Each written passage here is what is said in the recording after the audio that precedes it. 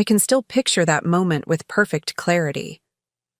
I was standing in our Manhattan showroom, arranging the newest luxury watch collection we'd just received, the one I'd spent 6 months negotiating exclusive regional rights for. The spring. Sunlight filtered through the glass storefront, catching on the diamonds of our centerpiece timepiece, when Jordan Wallace, who'd been appointed CEO just 3 weeks earlier, walked in with security. Before we jump back in, tell us where you're tuning in from, and if this story touches you, make sure you're subscribed, because tomorrow I've saved something extra special for you.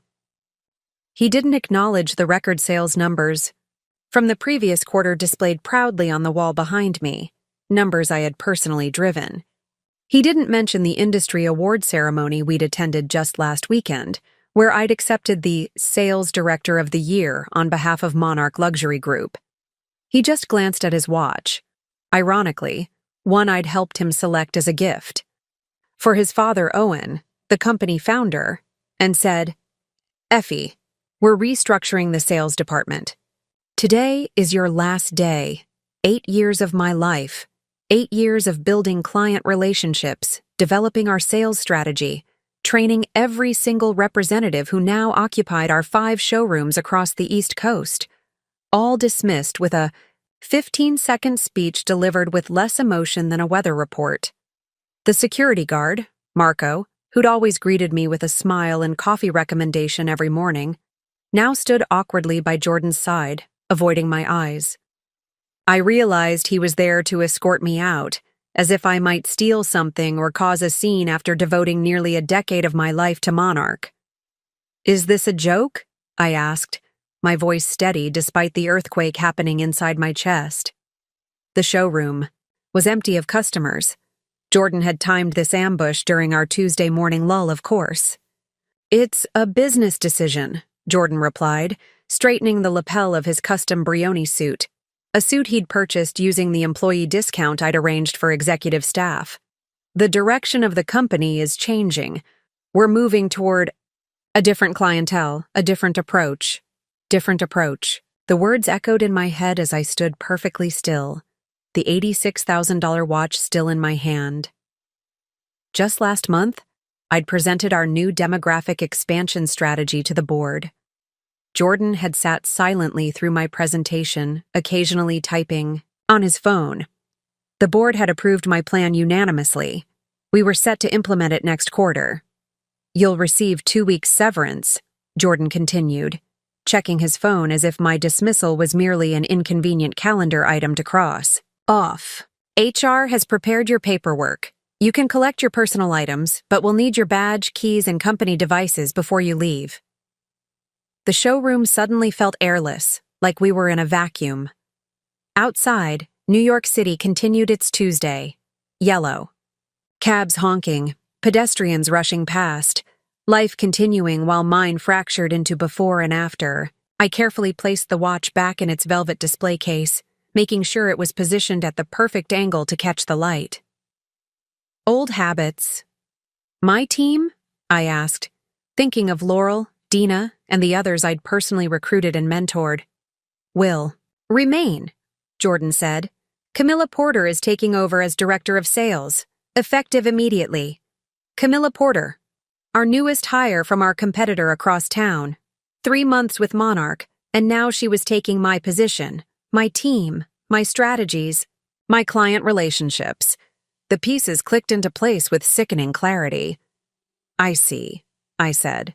And I truly did see, perhaps for the first time, what had been happening since Owen Wallace had announced his retirement and handed the company to his son. I could have argued. I could have reminded Jordan that I had doubled our sales in the past 18 months when our competitors were struggling through the economic downturn. I could have pointed out that our client retention rate had risen from 68% to 94% under my leadership. I could have mentioned the 3 acquisition offers I'd personally fielded from larger luxury groups, all because of the sales infrastructure I'd built. Instead, I smiled. Not a forced corporate smile meant to mask hurt feelings, but a genuine one, the kind that comes with sudden, perfect clarity. "Of course," I said, removing my company badge from around my neck.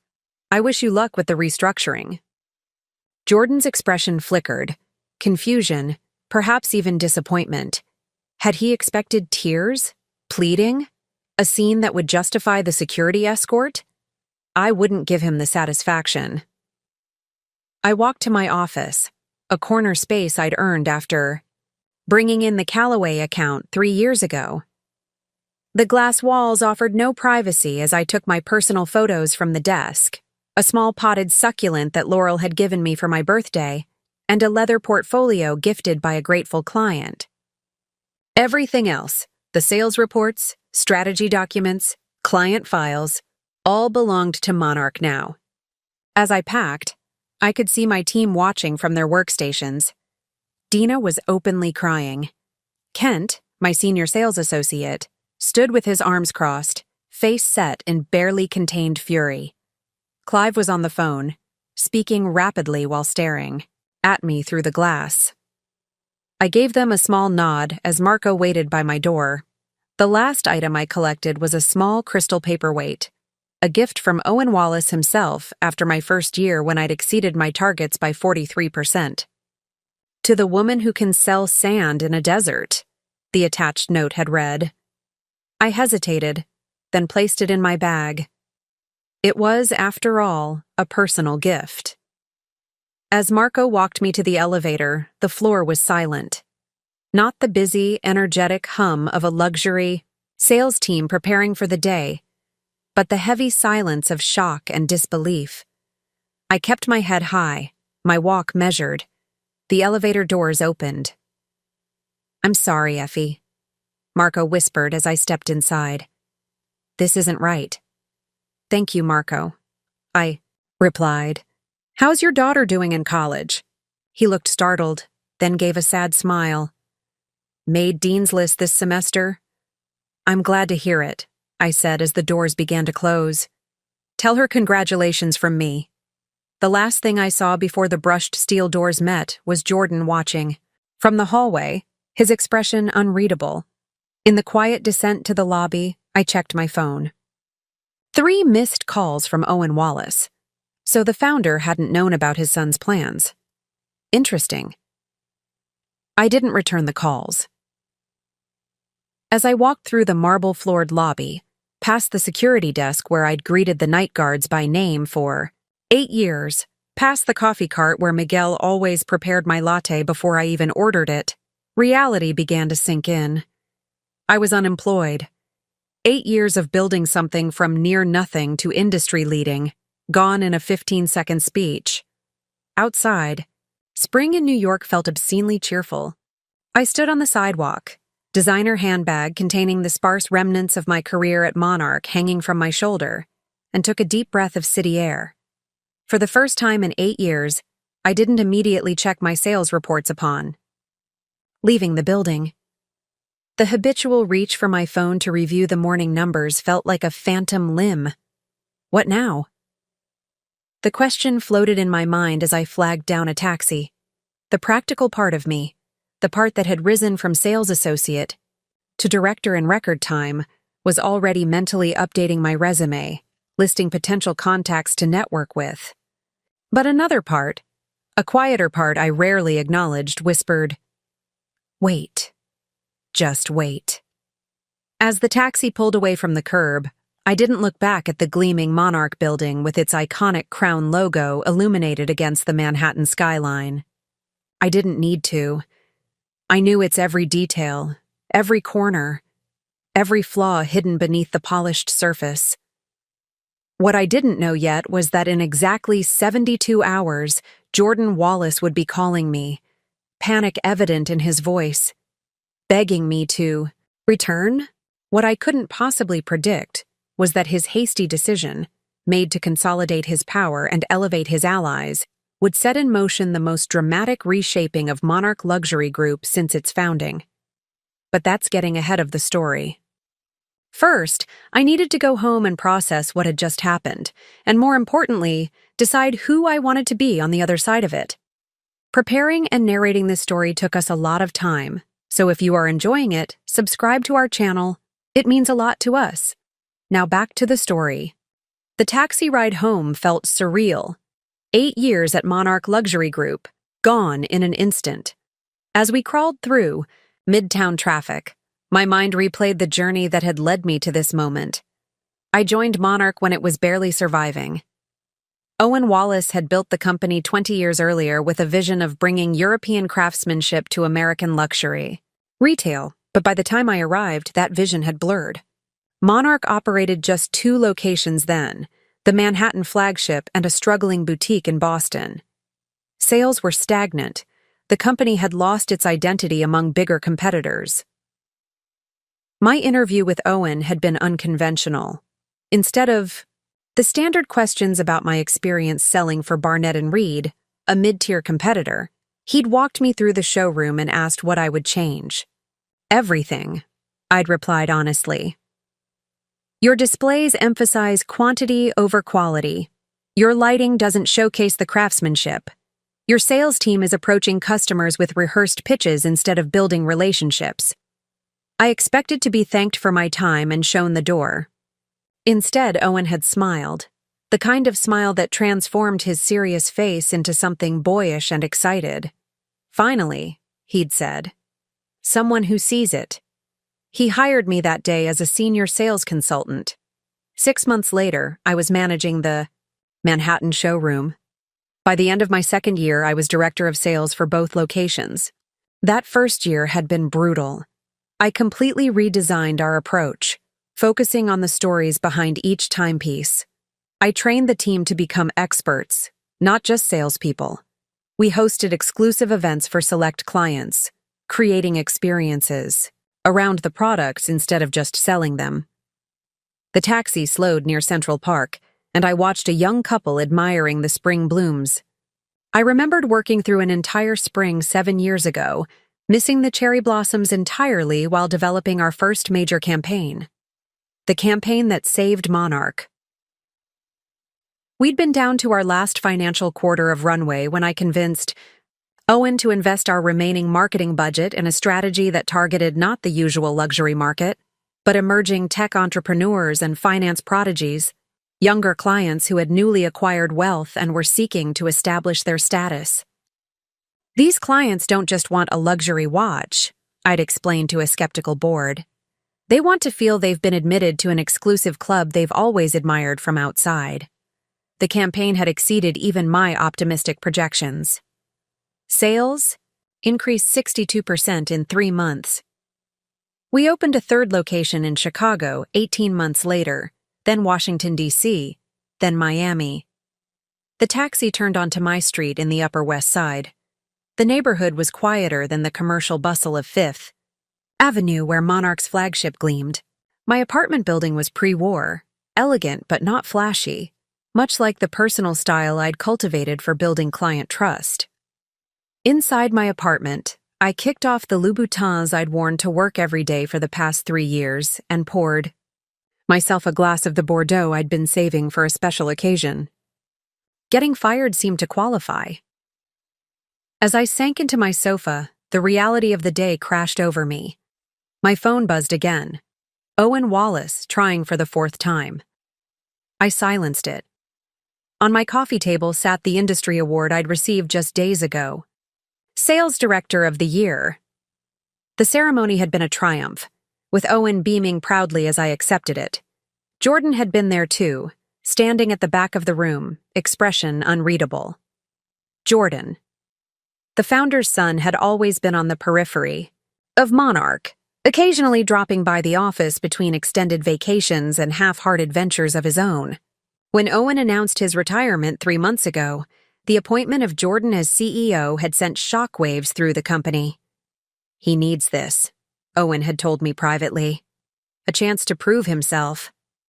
I'd nodded diplomatically, but we both knew Jordan had never shown any genuine interest in the business. What he did show interest in was Camilla Porter, whom he'd personally recruited from our competitor after meeting her at an industry cocktail party. My phone lit up with a text from Dina. The entire sales floor is in shock. Jordan won't tell us anything. What's happening? I hesitated, then replied, strategic differences. You'll be fine. Trust your training. Professional to the end, even as my insides churned with a mixture of anger and disbelief. I took another sip of wine and let my gaze drift to the wall where I'd hung the first advertisement from my rebranding campaign.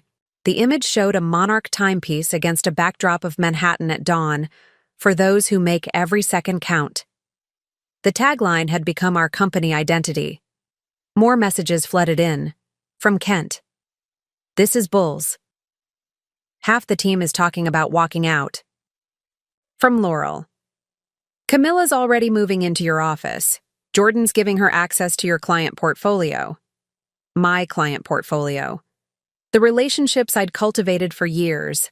The high net worth individuals who purchased from Monarch not because of the brand name, but because they trusted my expertise. Clients who called me directly when they needed anniversary gifts or celebration purchases. My laptop sat on the desk in my home office. I should open it, start updating my resume, reach out to contacts in the industry. That's what the practical Effie would do. Instead, I found myself walking to the window, looking out at the city I'd conquered one luxury sale at a time. I thought about the Stevenson account, a finance mogul who had purchased over $2 million in timepieces in the past 3 years, all because I remembered his wife preferred vintage-inspired designs. I thought about the Anderson family, who came to me for graduation gifts, anniversary presents, milestone markers, all chosen with the personal attention I gave each selection. These weren't just sales, they were relationships, trust built over years. My phone buzzed again, this time a name I didn't expect, Michael Barrett, Owen Wallace's longtime friend and Monarch's legal counsel. The message was brief. Need to speak with you. Urgent. Call when you can. Michael had been with Monarch since its founding. He'd drawn up my employment contract, handled our expansion paperwork, negotiated our exclusive distribution agreements with European watchmakers. Why would Monarch's lawyer be contacting me hours after my termination? The practical part of my brain cautioned me not to respond. The curious part, the part that had seen an opportunity in a failing luxury brand 8 years ago, reached for the phone. Michael, this is unexpected, I said when he answered. His voice was low, tense.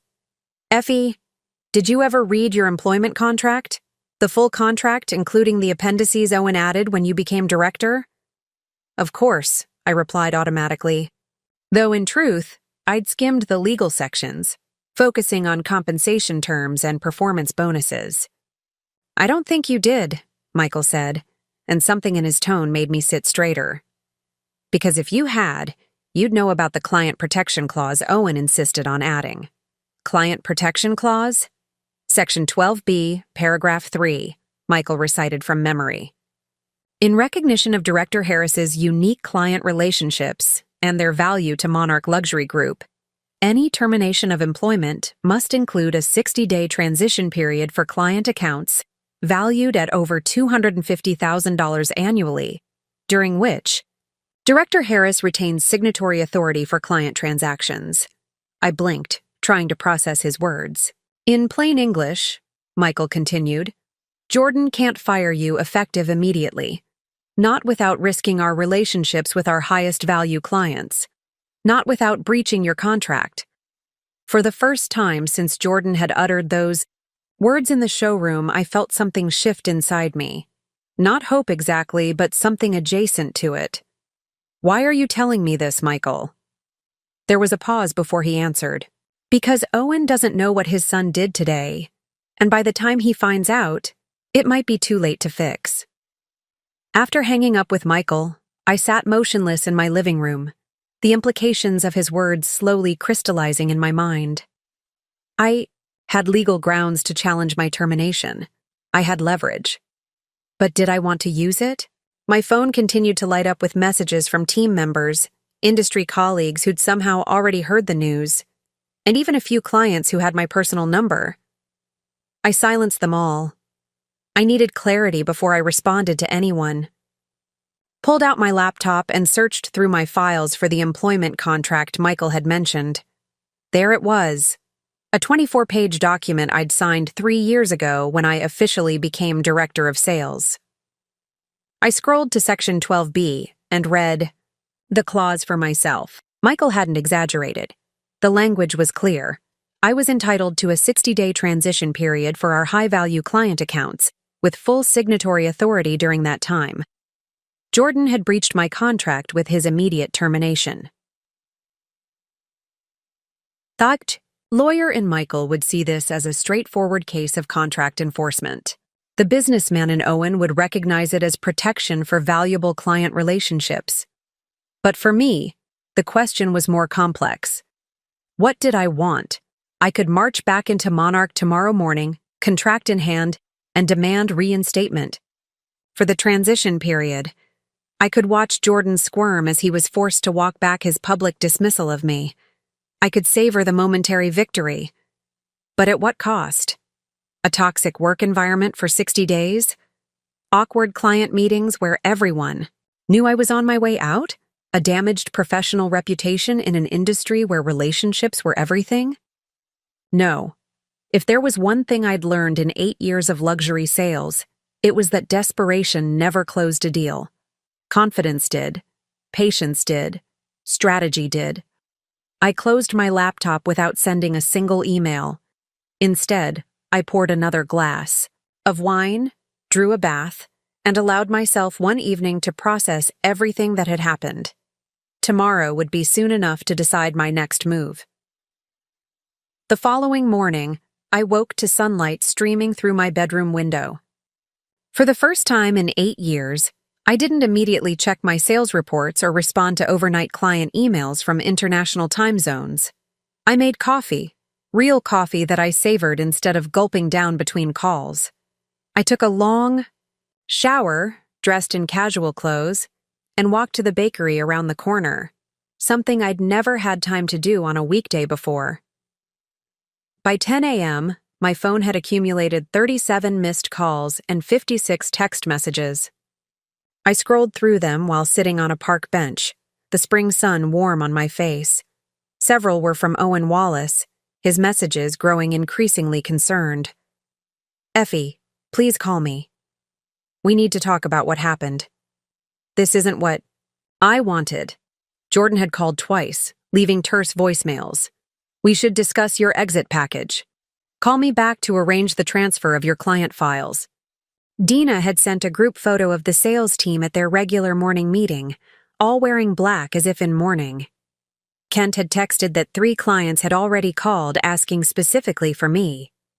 Clive reported that the Daniels account, worth over $800,000 annually, had canceled their appointment upon learning I wouldn't be there. The most interesting message came from Camilla Porter herself. "I think we should talk." This transition wasn't my idea.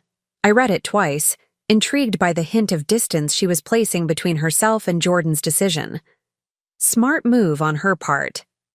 What struck me most as I scrolled through the messages was my own emotional response, or, rather, the lack of one. Yesterday I'd been in shock. Today I felt strangely calm, almost detached. The anger I expected to feel had transformed into something more useful: clarity.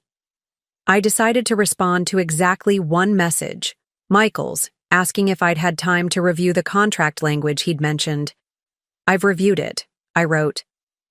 "Thank you for bringing it to my attention. I'm considering my options and will be in touch." Then I silenced my phone again and spent the day doing something I hadn't done in years. Nothing. I walked through the Metropolitan Museum of Art, lingering in the antiquities section where timepieces from centuries past were displayed behind glass. I ate lunch at a small cafe where no one knew me as Effie from Monarch. I bought a novel from a bookstore and read the first 3 chapters on a park bench. By evening, I felt more like myself than I had in years. Not Effie Harris, sales director, but just Effie. The woman who had once been passionate about art history before discovering her talent for luxury sales. The woman who could spend an hour admiring the craftsmanship of a single watch movement. The woman who had been gradually disappearing beneath sales targets and client meetings. When I finally returned to my apartment and checked my messages again, one stood out from the dozens that had accumulated throughout the day.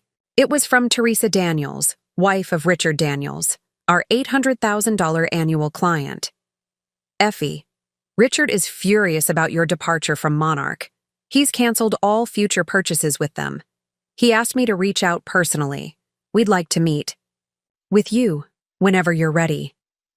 This isn't about watches anymore. It's about loyalty. I read the message 3 times, my mind working through the implications. The Daniels weren't just any clients. They were influencers in their social circle, the kind of people whose purchasing decisions were watched and emulated by others. If they were publicly withdrawing their business from Monarch. For the first time since Jordan had fired me, I smiled. Not the polite, professional smile I'd given him in the showroom, but a genuine one that reached my eyes. I didn't respond to Teresa immediately. Instead, I opened my laptop and created 2 documents, a spreadsheet listing my top 20 client relationships with annual purchase values and a simple, elegant letter. The letter wasn't angry or accusatory. It didn't mention my firing or Jordan Wallace. It simply stated, "Dear valued client, after 8 wonderful years, I am writing to inform you that I am no longer with Monarch Luxury Group. It has been my sincere pleasure to assist you with your timepiece selections over the years, and I am deeply grateful for the trust you've placed in me. While I consider my next professional chapter, I would be delighted to remain in contact. My personal email is below should you wish to reach me for any reason. With warmest regards and appreciation, Effie Harris. I didn't send it, not yet, but I had it ready. That night, I slept better than I had in years, without the constant ping of client messages or the weight of sales projections hanging over me. Whatever happened next, I would face it on my terms, not as a desperate ex-employee, but as a professional who knew her value. On the morning of the 2nd day after my termination, I finally answered a call from Owen Wallace. "Effie," he said, immediately, his voice heavy with regret.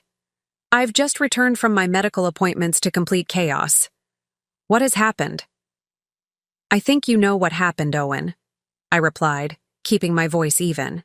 "Your son fired me without cause or notice." There was a long pause before he spoke again. "I didn't authorize this. I was away for scheduled medical tests. Jordan was supposed to maintain operations, not make executive decisions about key personnel. Nevertheless, he did." "Michael told me about the contract clause," Owen continued. "You're entitled to—" "I know what I'm entitled to," I interrupted gently. "The question is what I want." Another pause. "And what do you want, Effie?" I took a deep breath. "Right now, I want to take a few days to consider my options, all of them, without pressure or panic from Monarch." "Of course," Owen said quickly. "Take all the time you need.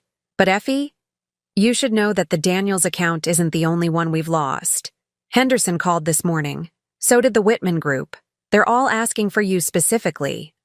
Closed my eyes briefly, absorbing this information without visible reaction, though Owen couldn't see me through the phone. "I'm not surprised," I said finally. "These relationships were built on trust and personal attention. They can't be transferred, like inventory." "I know that," Owen replied, frustration evident in his voice. "Jordan is learning that lesson rather painfully right now." I said nothing, waiting. "I'd like to meet with you," he continued. "Not here at the office, somewhere neutral, to discuss how we move forward." "I'll think about it," I said, then added, "Goodbye, Owen," and ended the call before he could respond. I set my phone down on the kitchen counter and gazed out at the Manhattan skyline. The next move was mine, and for the first time since joining Monarch Luxury Group, I had the luxury of time to make it carefully, deliberately, and entirely on my own terms. By the afternoon of the 2nd day after my termination, I'd established a temporary office at my dining room table. 3 notebooks lay open before me, one for client notes, one for industry contacts and opportunities, and one for thoughts about Monarch. My laptop displayed the growing list of messages from clients, each more concerned than the last. I'd begun sorting clients into categories: those with genuine personal connections who would likely follow me anywhere, those loyal to the Monarch brand regardless of who served them, and those in between who might be swayed either way, depending on how the situation unfolded. The Daniels family was clearly in the first category. So were the Whitmans and Hendersons. Together, these 3 relationships represented nearly $2.4 million in annual sales, almost 18% of Monarch's Manhattan showroom revenue. And they were just the beginning. As I worked, I thought about Jordan Wallace. I'd never disliked him before his father's retirement. He'd been a harmless presence on the periphery of the company, showing up at holiday parties, occasionally dropping by the showroom to use his discount. I'd even helped him select gifts for girlfriends over the years. He had always been polite, if somewhat detached. Certainly nothing in our prior interactions had suggested the cold dismissal he'd delivered. 2 days ago, what had changed? The obvious answer was power. Once he held it, he'd shown his true colors. But something didn't quite fit. Jordan wasn't stupid, entitled perhaps, but not lacking in basic intelligence. He must have known that firing the director of sales who had doubled company revenue would have consequences. So why do it? I picked up my phone and scrolled to a name I hadn't contacted yet. Laurel Davis, my assistant for the past 3 years, and the person who knew more about the inner workings of our office than anyone. Effie, she answered immediately, her voice hushed. Are you okay? I've been so worried. I'm fine, Laurel, I replied. Just processing everything. Can you talk? Give me a minute. I heard shuffling, a door closing. I'm in the supply closet. It's the only place without glass walls. Jordan's had Camilla shadowing me all day, trying to understand your client management system. How's that going for her? I couldn't help asking. Laurel gave a short, quiet laugh. About as well as you'd expect. You didn't exactly leave a user manual for your personalized approach to client relationships. No, I agreed. I didn't. The Stevenson meeting was a disaster this morning, Laurel continued. Mr. Stevenson took one look at Camilla and asked where you were. When she explained you were no longer with the company, he walked out, said he'd be in touch when you landed somewhere worthy of his business. I made a note next to Stevenson's name in my client notebook. Jordan must be thrilled, I said mildly. He's in full panic mode. He's been locked in his office making calls since noon. The board is meeting tomorrow morning. She paused. Effie, what happened? Why did he fire you? So suddenly? This was the question I'd been asking myself for 2 days. That's actually why I'm calling. Did you notice anything unusual in the days before it happened? Any meetings, conversations, changes in behavior? Laurel was silent for a moment, thinking. Well, Camilla was in his office a lot, but that's been happening since she arrived. Oh, there was that meeting with the Morgan Brothers representative last week. I frowned. Morgan Brothers? The investment group? Yes, Jordan met with their VP of acquisitions. Very hush-hush. I only know because I had to clear his schedule and order. Lunch. The meeting ran long, almost 4 hours. My mind raced. Morgan Brothers was known for acquiring luxury brands, streamlining their operations, often through aggressive staff reductions, and flipping them for profit. They'd approached Owen 3 years ago, and he'd flatly refused their offer. Did Owen know about this meeting? I asked. I don't think so. It was while he was at Mayo Clinic for his tests. A picture was beginning to form, still blurry around the edges but with a distinct shape. One more thing, I said. Do you remember that market expansion proposal I submitted last month? The one the board approved unanimously? Of course. The Targeted demographic extension to younger tech entrepreneurs in emerging markets. You'd been working on it for months. Has anyone mentioned it since I left? Has Jordan discussed implementation? No, Laurel said slowly. In fact, he told the team this morning that Monarch would be returning to its roots with a focus on traditional luxury clients. He specifically mentioned moving away from the newer markets you developed. The picture sharpened further. Interesting, I murmured. Effie. Laurel's voice dropped even lower. There's something else. I wasn't supposed to see it, but a document was left in the copier yesterday. It looked like a preliminary term sheet. From Morgan Brothers. My breath caught. Are you sure? Positive. Their logo was on the letterhead. I only saw the first page before Camilla snatched it up, but it mentioned something about streamlining, operations, and returning to core brand identity. Everything clicked into place with stunning clarity. Jordan wasn't just replacing me with Camilla on a whim. He was preparing Monarch for acquisition. My client relationships, my expansion strategies, my influence with the board, all would have presented obstacles to a quick sale. So I had to go immediately and without warning before I could rally support or protection. Laurel, you've been incredibly helpful, I said. But I need you to promise me something. Don't mention this call to anyone, and don't do anything differently at work. Just watch and listen. Of course, she agreed. But Effie, what are you going to do? I looked down at my notebooks, at the meticulous records of clients and relationships I'd built over 8 years. I'm going to take some time to think, I said. And then I'm going to make a decision that's right for me. Not for Monarch, not for Jordan, not for Owen. For me. After we hung up, I stood and walked to my window, watching the rhythm of the city below. People rushing to meetings, hailing cabs, living their lives oblivious to the corporate drama unfolding in luxury showrooms and boardrooms. For 8 years, I'd given everything to Monarch. Holidays, weekends, relationships, all sacrificed for the company's growth. I'd believed I was building something lasting, something valuable. And perhaps I had been, just not in the way I thought. I hadn't built Monarch's success. I'd built my own reputation, my own relationships, my own expertise. The company had merely been the vessel for my talents, and vessels could be changed. That evening, I did something I hadn't done since joining Monarch. I called my younger sister. Effie? Camilla answered, surprised. It's been forever. Is everything okay? Actually, no, I admitted. I lost my job. What? But you're their star. The golden goose? What happened?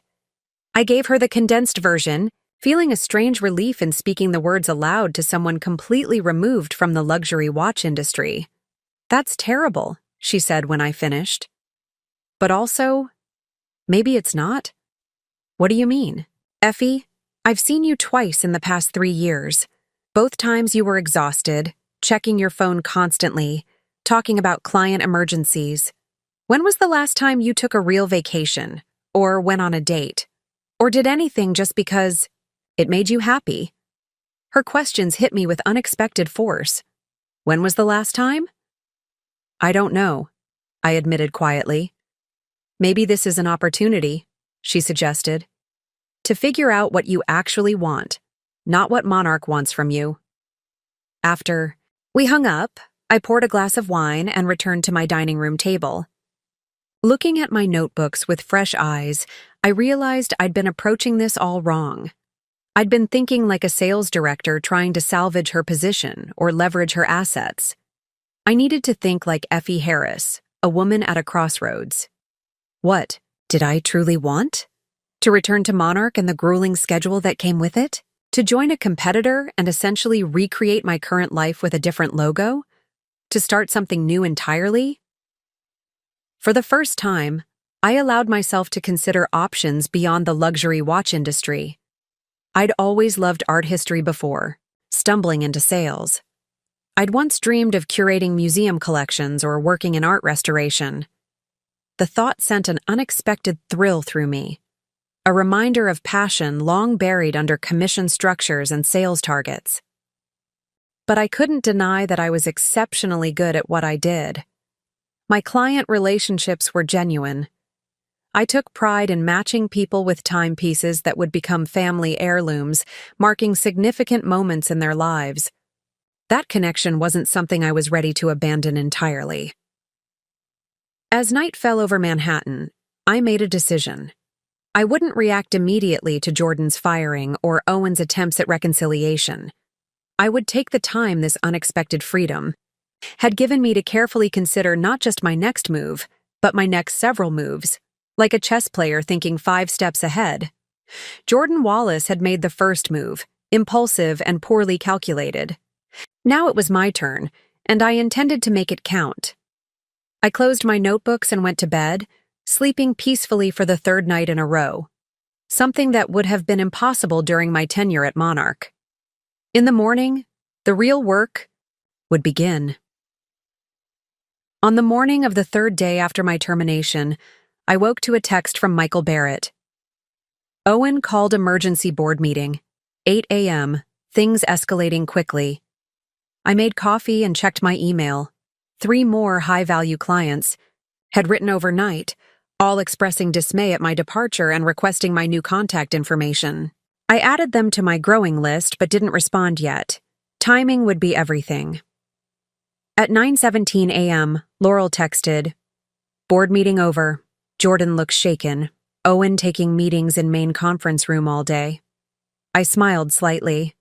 The first tremors were being felt. At 9:45 a.m., my phone rang with a number I didn't recognize. I almost declined it, but something made me answer. Effie Harris speaking. "Ms. Harris, this is Victor Morgan of Morgan Brothers Investment Group." My pulse quickened, but I kept my voice neutral. "Mr. Morgan, this is unexpected." "I imagine it is," he replied, his voice carrying the practiced smoothness of someone accustomed to high-stakes negotiations. "I hope I'm not interrupting your morning." "Not at all. How can I help you?" "I believe we may be able to help each other," he said. "I understand you're no longer with Monarch Luxury Group." News travels fast in this industry. "It does when key players make unexpected moves," he agreed, "particularly when those players are responsible for doubling company revenue in challenging market conditions." I said nothing, waiting. "Ms. Harris, I'll be direct.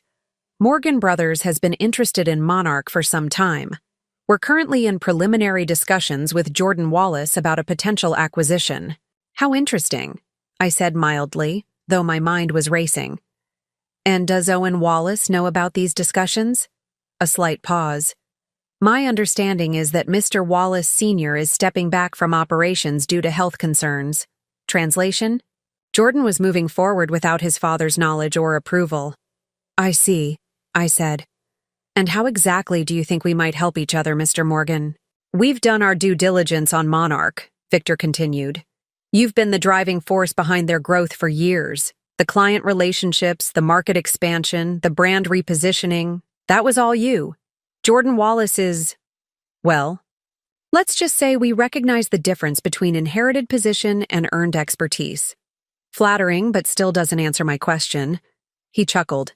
"Direct. I appreciate that. Here's my proposal. Morgan Brothers would like to offer you a position post-acquisition, Director of Client Relations for our entire luxury portfolio. Full autonomy, substantial equity package, and a salary significantly higher than what Monarch was paying you." I raised an eyebrow, though he couldn't see it. The offer was tempting. Better title, more money, broader responsibilities. But something felt off. That's a generous offer, especially for someone who's been unemployed for less than 72 hours, I said carefully. But it raises an obvious question. If you value my contribution to Monarch so highly, why approach me after Jordan fired me? Why not before? Another pause, longer this time. Let's just say the timing has proven convenient for all parties. And there it was.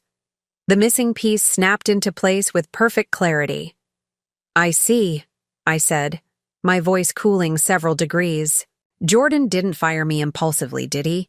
This was coordinated.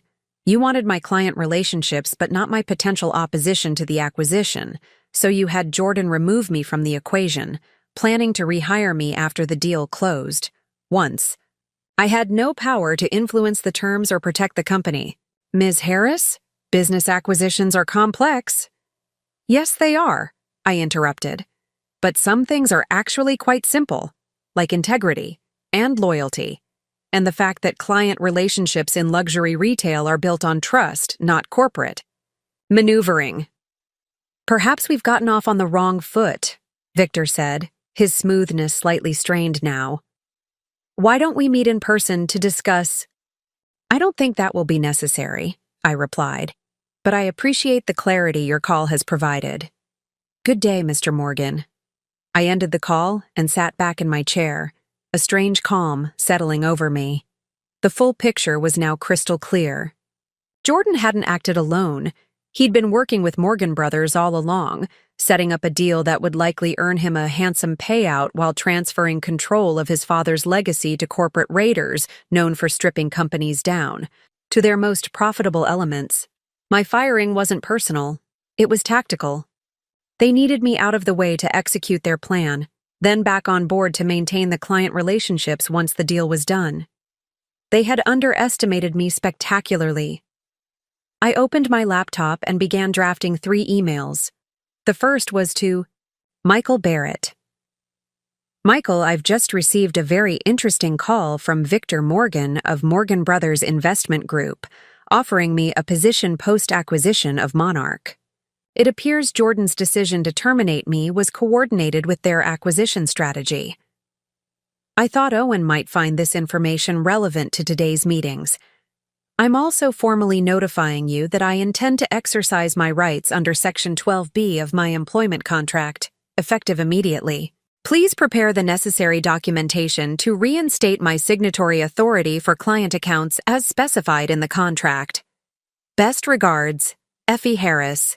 The second email was to Owen Wallace. Owen, I hope your medical tests went well. I'm reaching out because I've received concerning information regarding Morgan Brothers' interest in Monarch, specifically their coordination with Jordan regarding my termination. I've instructed Michael to brief you on the details. I'm also exercising my contractual right to manage client transitions, per Section 12B of my employment agreement. I'm open to meeting tomorrow to discuss Monarch's future and my role in it, should you wish to do so. Regards, Effie. The third email, I drafted but didn't send. It was addressed to my top 20 clients, informing them of my contract provision and my return to manage their accounts during a transition period. That email was my nuclear option, one I hoped I wouldn't need to, but had ready nonetheless. I sent the first 2 emails, then made another cup of coffee. By the time I returned to my laptop, Michael had already responded. Effie, this information is extremely troubling but not entirely surprising. I've been concerned about Jordan's activities since Owen stepped back for medical leave. I've already notified HR about your contract provision and am preparing the formal documentation. Given these new developments with Morgan Brothers, I believe Owen will want to expedite your return. I'll call you later today after I've spoken with him. Michael. I closed my laptop and walked to the window, gazing out at the city. For 8 years, I'd been focused on building Monarch's success, believing I was securing my own future in the process. Now I realized that the true power had never been in my title or office, but in the relationships I'd built and the trust I'd earned. My phone buzzed with a text from Laurel. Something big happening. Owen just called Jordan and Camilla into his office, closed the blinds. Security has been called to the building. I set my phone down without replying. The wheels were in motion now. Less than an hour later, my phone rang.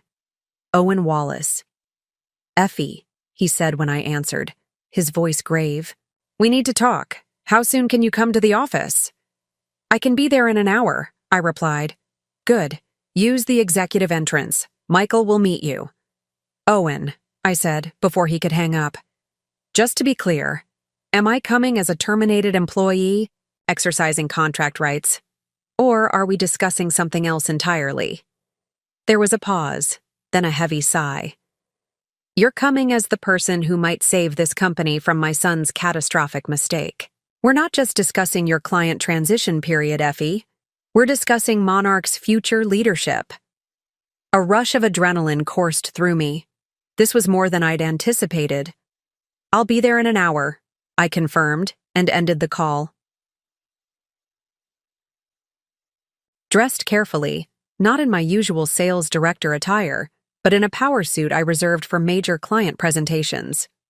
As I fastened my mother's vintage Cartier watch around my wrist, the only luxury timepiece I owned before joining Monarch, I felt a sense of coming full circle. 3 days ago, Jordan Wallace had fired me, believing he was clearing an obstacle from his path. He couldn't have known that in doing so, he had triggered a sequence of events that would lead not only to his own downfall, but to my greatest opportunity. Sometimes, being underestimated is the greatest advantage of all. As my taxi approached the Monarch building, I noticed something unusual. A black SUV with tinted windows idling near the executive entrance, driver at the ready. Security personnel stood at attention nearby, more visible than normal. Whatever was happening inside had escalated beyond a simple personnel dispute. Michael Barrett was waiting for me at the private entrance as promised, his normally composed demeanor showing cracks of tension. "Effie," he said, extending his hand. "Thank you for coming so quickly." "Your message made it sound urgent," I replied, shaking his hand firmly. He guided me toward the executive elevator, the one I rarely used despite my director status, preferring to walk the sales floor and engage with my team. "The situation has deteriorated rapidly since this morning," he explained as the elevator doors closed. "After your email about Morgan Brothers, Owen made some calls. It appears Jordan has been in talks with them for nearly 2 months, completely unauthorized." "That doesn't surprise me," I said, "but I imagine Owen took it poorly." Michael's expression tightened. That would be an understatement. When confronted, Jordan admitted he'd been promised a substantial payout and a 3-year consulting contract if the acquisition went through. And Camilla was aware of the plan. Morgan Brothers had already offered her a position managing what would remain of the sales team after their planned downsizing. The elevator doors opened onto the executive floor, and immediately I sensed the different atmosphere. The normal bustle of assistants and executives was gone, replaced by an eerie quiet. Several office doors were closed, unusual in a space designed with glass walls for transparency. "Where is everyone?" I asked. Owen sent most of the executive team home after the confrontation with Jordan. He wanted to minimize witnesses and speculation. Michael lowered his voice. There was shouting. Things were said that can't be unsaid. He led me toward Owen's corner office, but as we approached, I noticed the lights were off. "We're meeting in the boardroom," Michael clarified, turning left down another hallway. When we entered the large conference room, I was surprised to find only Owen sitting at the far end of the table that normally seated 20 board members. He looked older than when I'd last seen him a week ago, his shoulders slightly hunched, his normally immaculate silver hair slightly disheveled. "Effie," he said, rising to greet me. "Thank you for coming." I took the seat he indicated to his right, the position typically reserved for the most senior executive present. Michael sat across from me. "I take it Jordan won't be joining us," I observed. Owen's expression hardened. "Jordan has been suspended from all company activities, effective immediately. His access to our systems, buildings, and accounts has been revoked." I raised an eyebrow. "That's a significant step. Conspiring to sell your father's company to corporate raiders known for dismantling legacy brands deserves a significant response," Owen replied, his voice tight with controlled anger, "especially when it involves firing the person most responsible for the company's current success as part of the scheme." He pushed a folder across the table toward me. "Your reinstatement paperwork, as required by your contract. Michael has prepared everything." I opened the folder but didn't immediately sign the documents inside. Before we proceed, I'd like to understand exactly what you're proposing, Owen. Michael mentioned something about discussing Monarch's future leadership. Owen exchanged a glance with Michael, then nodded. I've spent the past 3 hours considering Monarch's options. Morgan Brothers has made it clear they won't back down easily. They've already approached 3 of our board members with incentives to support the acquisition. They move quickly, I noted. Vultures usually do, Owen replied grimly. I built this company to be a legacy, not to be stripped for parts by investment bankers. But after today, I'm forced to acknowledge that my succession plan was catastrophically flawed. I didn't contradict him. I need someone I can trust, he continued. Someone who understands luxury retail, who's proven they can grow this business, who has the respect of our team and our clients. He met my gaze directly. I'm offering you the position of Chief Executive Officer of Monarch Luxury Group. Though I'd suspected this might be coming after Owen's phone call, hearing the words spoken aloud still sent a jolt through me. CEO, not just reinstatement to my former position, but elevation to the highest role in the company. That's a significant promotion, I said carefully. What about your retirement? Your health concerns? My health is stable for now, Owen said. The tests confirmed what my doctors suspected. I need to reduce stress and delegate more, but I'm not at death's door. I'll remain as chairman of the board, focusing on our European partnerships and long-term strategy, while you handle day-to-day operations and growth. I considered his words carefully. The offer was extraordinary. Everything I'd worked toward for years, presented on a silver platter in the most unexpected circumstances. But I wasn't going to repeat Jordan's mistake of acting impulsively from a position of temporary power. And the board? I asked. Will they support this decision, particularly with Morgan Brothers pressuring them? Owen smiled for the first time since I'd arrived. I still control 51% of Monarch's voting shares. The board can advise, but they can't block this appointment. And Jordan? I pressed. What happens with him? Owen's smile faded. He'll retain his shares as my son, but he'll have no operational role in the company. His actions have consequences. I nodded slowly, weighing my next words carefully. I appreciate your confidence in me, Owen. But before I accept, I need to be clear about my conditions.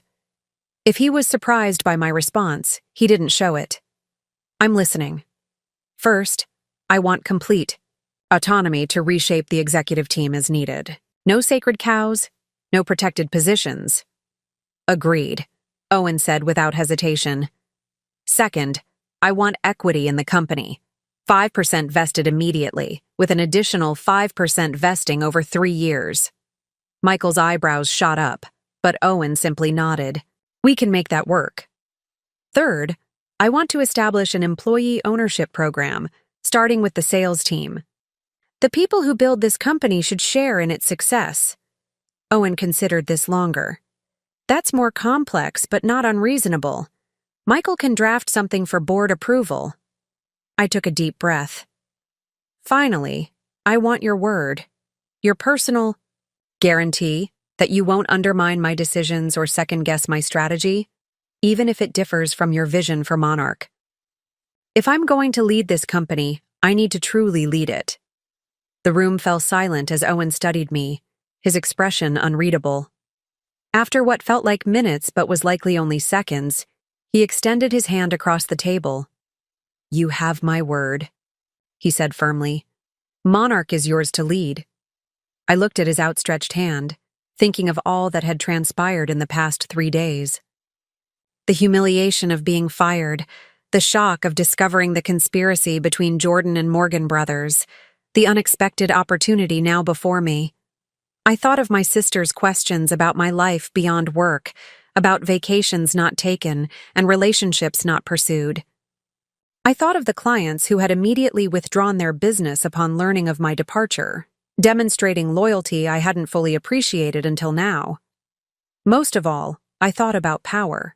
Not just the formal authority of a title, but the true power that comes from knowing your worth and refusing to accept anything less. 3 days ago, Jordan Wallace had looked at me like I was expendable. Today, his father was offering me control of the entire company.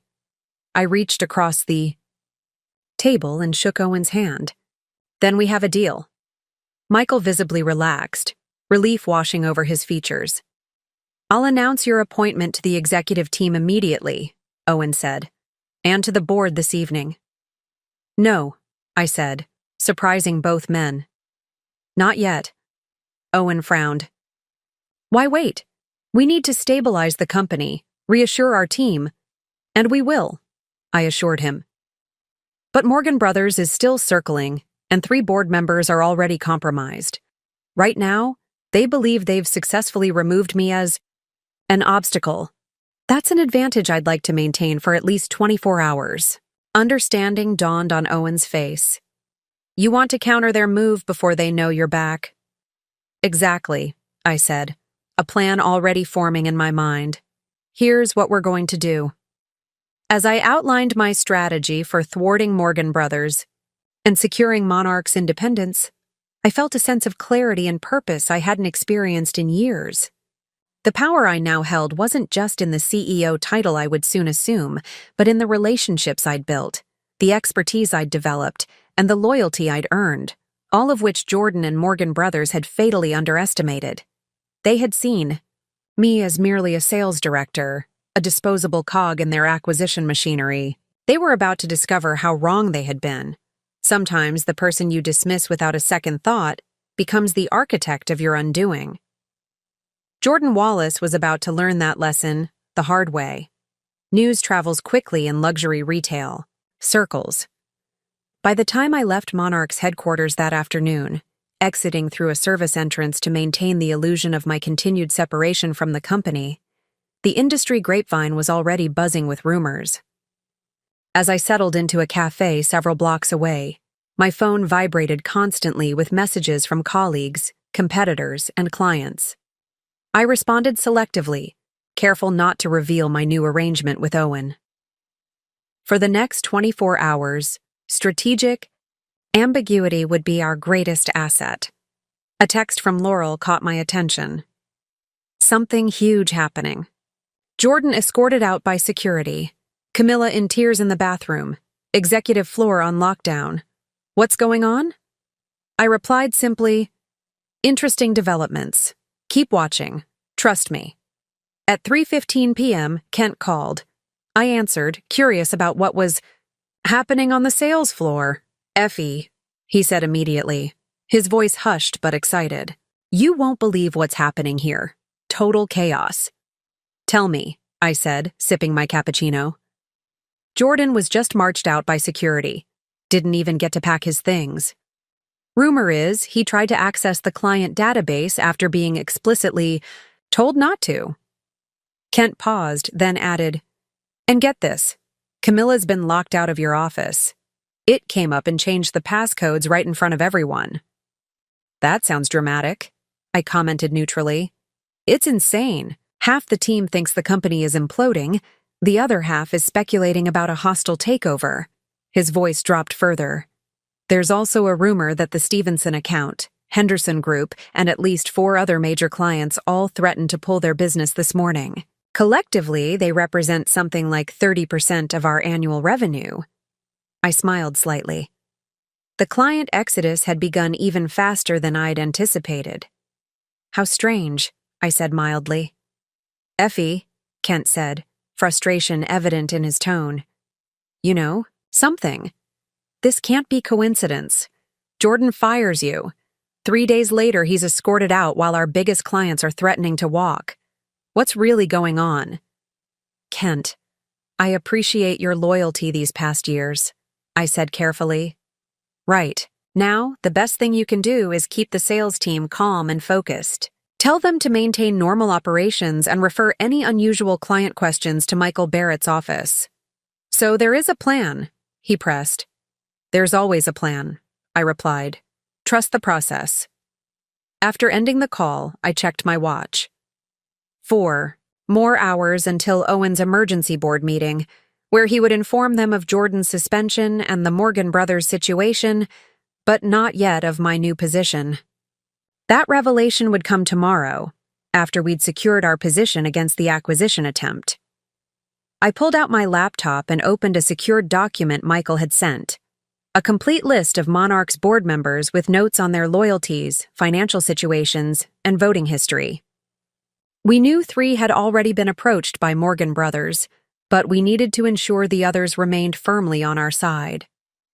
I began drafting personalized messages to each board member from my personal email address, ostensibly reaching out, as Monarch's former sales director concerned about client reactions to my departure, but actually laying groundwork for tomorrow's announcement. To Bernard Franklin, our longest-serving board member who had been with Owen since the beginning. Bernard, I'm reaching out personally given our long history of collaboration. While my departure from Monarch was unexpected, my concern for the company's legacy and client relationships remains. I've received numerous calls from concerned clients, and I believe maintaining stability is paramount right now. To Diane Mercer, who had initially advocated for my promotion to sales director years ago. Diane, I valued your mentorship during my years at Monarch and hope I can speak candidly. Several significant clients have reached out expressing concern about recent changes. While I'm no longer with the company, I believe there may be ways to mitigate potential disruption. Each message was carefully calibrated to the individual's priorities and concerns, subtly reinforcing the value I had brought to Monarch without explicitly mentioning my impending return or the Morgan brothers' situation. As I worked, my phone rang again, a number I recognized as Victor Morgan's. I answered, curious about his next move. Ms. Harris, he began without preamble, we should talk again. The situation at Monarch has evolved since our conversation this morning. Has it? I replied, keeping my tone neutral. Yes, he said, a new edge in his voice. It appears Owen Wallace has returned in a more active capacity than anticipated. Our discussions with Jordan have been temporarily paused. How unfortunate for you. Victor's laugh held no humor. This is merely a delay, Ms. Harris. Owen is 68 years old with health concerns. He cannot run Monarch indefinitely, and Jordan has made his intentions clear. The outcome is inevitable. Nothing in business is inevitable, Mr. Morgan, I replied. That's what makes it interesting. True, he conceded, which is why I'd like to improve our offer to you. Whatever Owen has promised to bring you back, and I suspect he's already reached out, we can exceed it, substantially. So Morgan brothers had already deduced that Owen would try to bring me back. They were well informed, if not entirely accurate. What makes you think Owen has made me an offer? I asked. Because it's the obvious counter-move, Victor said dismissively. You control too many client relationships to leave in play. But whatever temporary role he's offering, it can't compare to what we're prepared to provide. True leadership across our entire luxury portfolio, with resources and growth potential. Monarch can't match as a standalone company. I let a moment of silence stretch, as if considering his words. I appreciate your candor, Mr. Morgan, I finally said. But I learned something valuable 3 days ago when Jordan fired me. The importance of working with people of integrity. I'll consider your offer and be in touch. Before he could respond, I ended the call, smiling to myself. Let him think I was weighing my options. The uncertainty would keep Morgan brothers from making any drastic moves before tomorrow. At 4:30 p.m., another unexpected call came through. Teresa Daniels, wife of Richard Daniels, our $800,000 annual client. Effie, she said warmly when I answered. I hope I'm not interrupting. Not at all, Teresa. It's lovely to hear from you. We've been so concerned since learning of your departure from Monarch, she continued. Richard spoke with Owen Wallace this morning. Quite forcefully, I might. He made it clear that our family's business with Monarch was contingent on your involvement. That's extremely kind, I said, genuinely touched. Your loyalty means a great deal to me. It's not just loyalty, Effie. It's recognition of value. That young woman they tried to replace you with, Camilla, she contacted Richard yesterday. Tried to schedule a lunch, offered a private showing of pieces that just arrived from Geneva. As if we care about the watches themselves more than the relationship and expertise you provide. I smiled, imagining Camilla's approach. She wasn't wrong to reach out quickly, but she had fundamentally misunderstood the nature of high-net-worth client relationships. They weren't transactional. They were built on trust, discretion, and genuine connection. Teresa, I may have some news for you soon, I said. But for now, I'd ask for your patience for just one more day. Intriguing, she replied, curiosity evident in her voice. Richard will be pleased to hear there are developments. We've actually put our anniversary timepiece purchase on hold. It would have been our largest acquisition yet, nearly $2 million. My eyebrows raised. The Daniels had been considering their most significant purchase to date, and Jordan's actions had placed it in jeopardy, another consequence he hadn't anticipated. After finishing my call with Teresa, I checked my email to find responses already coming in from board members, cautious, curious, concerned. The seeds had been planted. At 5:45 p.m., Michael texted, "Board meeting in 15. Key documents prepared per your strategy. We'll update afterward." I sent a quick acknowledgement, then closed my laptop. The pieces were in motion. By this time tomorrow, Monarch would have a new CEO, and Morgan Brothers would be facing a very different landscape than they had anticipated. My phone buzzed one final time that evening, a message from an unknown number. "This isn't over. You have no idea what you're up against." Jordan Wallace making threats from the sidelines.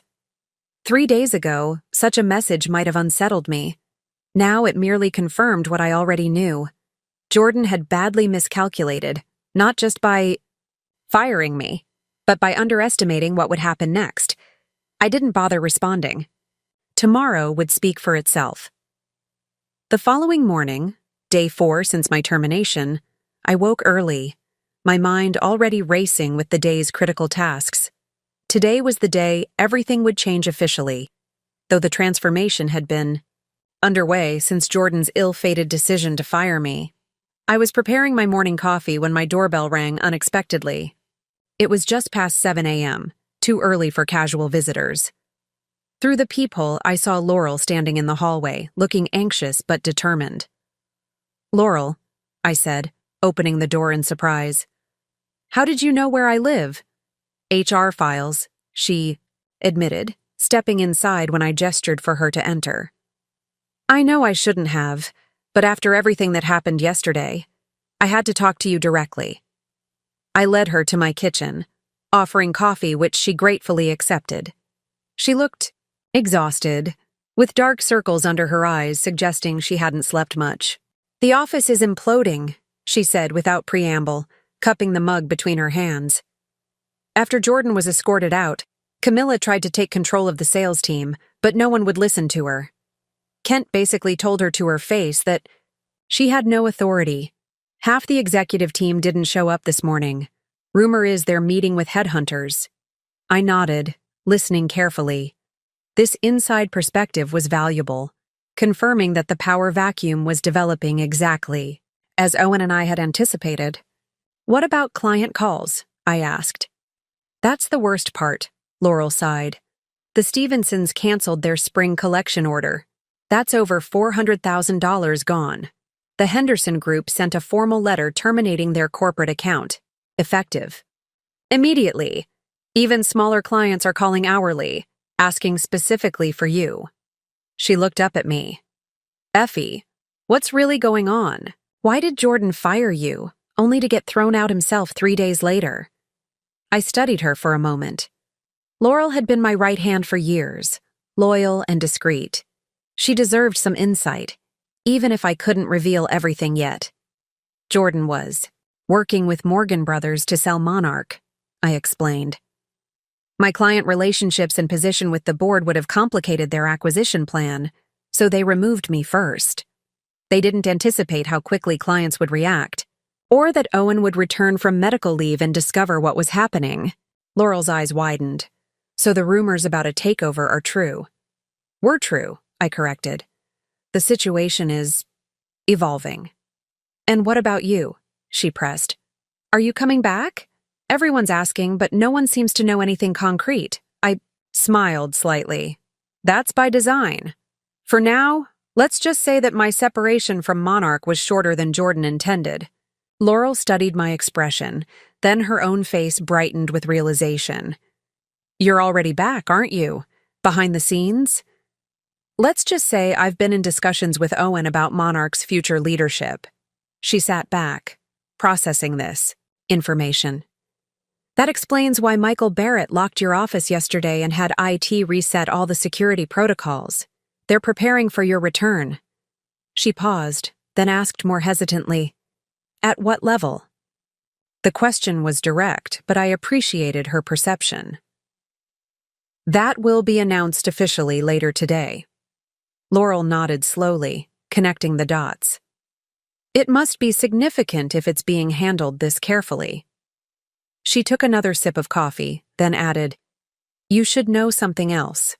After Jordan left, Camilla tried to access your client files, the detailed notes and personal information you kept on each relationship. It blocked her, saying they needed executive authorization. This was new information. How did she respond? She was furious. Said she had Jordan's authorization as the new sales director. But the IT manager, you know Damon, the one you helped when his mother was ill last year? He told her that Jordan's authorizations had been suspended, and she'd need approval from Owen or Michael Barrett. I made a mental note to thank Damon for his loyalty.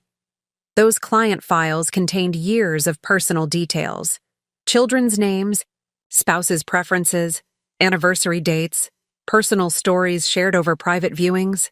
They were the backbone of my client relationships, far more valuable than any CRM data. What happened next? I asked. She called someone. I'm pretty sure it was someone at Morgan Brothers based on the conversation I overheard. Said there was unexpected resistance, and that the timeline might need adjustment. I nodded. Morgan Brothers was realizing their smooth acquisition was becoming increasingly complicated. There's one more thing, Laurel continued, her voice dropping slightly. Jordan has been calling board members. I know because he tried to have me set up a conference call from my desk phone yesterday after his access was revoked. When I refused, he didn't take it well. What did he say? I asked, keeping my tone neutral despite the surge of protectiveness I felt toward Laurel. That I was throwing away my career by choosing the losing side. That once Morgan Brothers took over, everyone associated with you would be cleared out. He said some other things too, about you specifically, that I won't repeat. I reached across the table and squeezed her hand briefly. Thank you for standing your ground. And for coming here this morning. This insight is incredibly valuable. She smiled, looking relieved. So what happens now? Now, I said, glancing. At my watch, I need to prepare for a meeting that will determine Monarch's future, and you need to return to the office as if nothing unusual has happened. You want me to be your eyes and ears, she deduced. For just a few more hours, I confirmed. By this afternoon, everything will be different. As Laurel prepared to leave, she paused at the door. Everyone misses you, she said simply. The place doesn't work without you. Whatever's happening with Morgan Brothers, with Jordan, with Owen, the team is with you. You should know that. After she left, I sat with her words, feeling an unexpected emotion welling up. Beyond the strategic maneuvering, beyond the corporate chess match with Morgan Brothers, there was something profoundly validating about knowing the team's loyalty remained with me. Not because of my title or authority, but because of the culture and relationships we'd built together over years. I finished my coffee, reflecting on everything Laurel had shared. Jordan was growing desperate. Camilla was discovering her position was more tenuous than promised. And Morgan Brothers was realizing their straightforward acquisition had become considerably more complex. Perfect. Everything was unfolding exactly as I had hoped. My phone rang. Michael Barrett calling with an update. The board meeting last night went exactly as we anticipated, he reported. Once Owen revealed Jordan's unauthorized negotiations with Morgan Brothers, the board voted unanimously to support his suspension.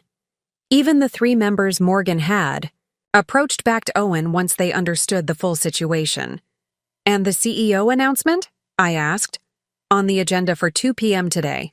The paperwork is prepared, the compensation committee has approved your terms, and Owen has personally spoken with each board member to secure their support. It's happening, Effie. I thanked him and ended the call, then walked to my closet to select my outfit for the day. Not just any outfit, the one I would wear for my first official appearance as CEO of Monarch Luxury Group. I selected a precisely tailored black suit I'd purchased in Milan 2 years ago, but had never worn. I'd been saving it for a truly significant occasion, paired with a simple cream silk blouse and the vintage Cartier watch that had been my first introduction to the world of luxury timepieces. It conveyed exactly the image I wanted. Confident, sophisticated, uncompromising. As I dressed, my phone buzzed with a text from Owen. Car will pick you up at 1:30. Everything is ready. In 3 hours, I would officially become CEO of the company that had fired me just 4 days ago. The irony wasn't lost on me, but this wasn't about irony or even vindication. It was about finally claiming the position I had earned through years of dedication and results, the position Jordan had tried to ensure I would never hold. Sometimes the most powerful moves in business come not from aggression, but from patience.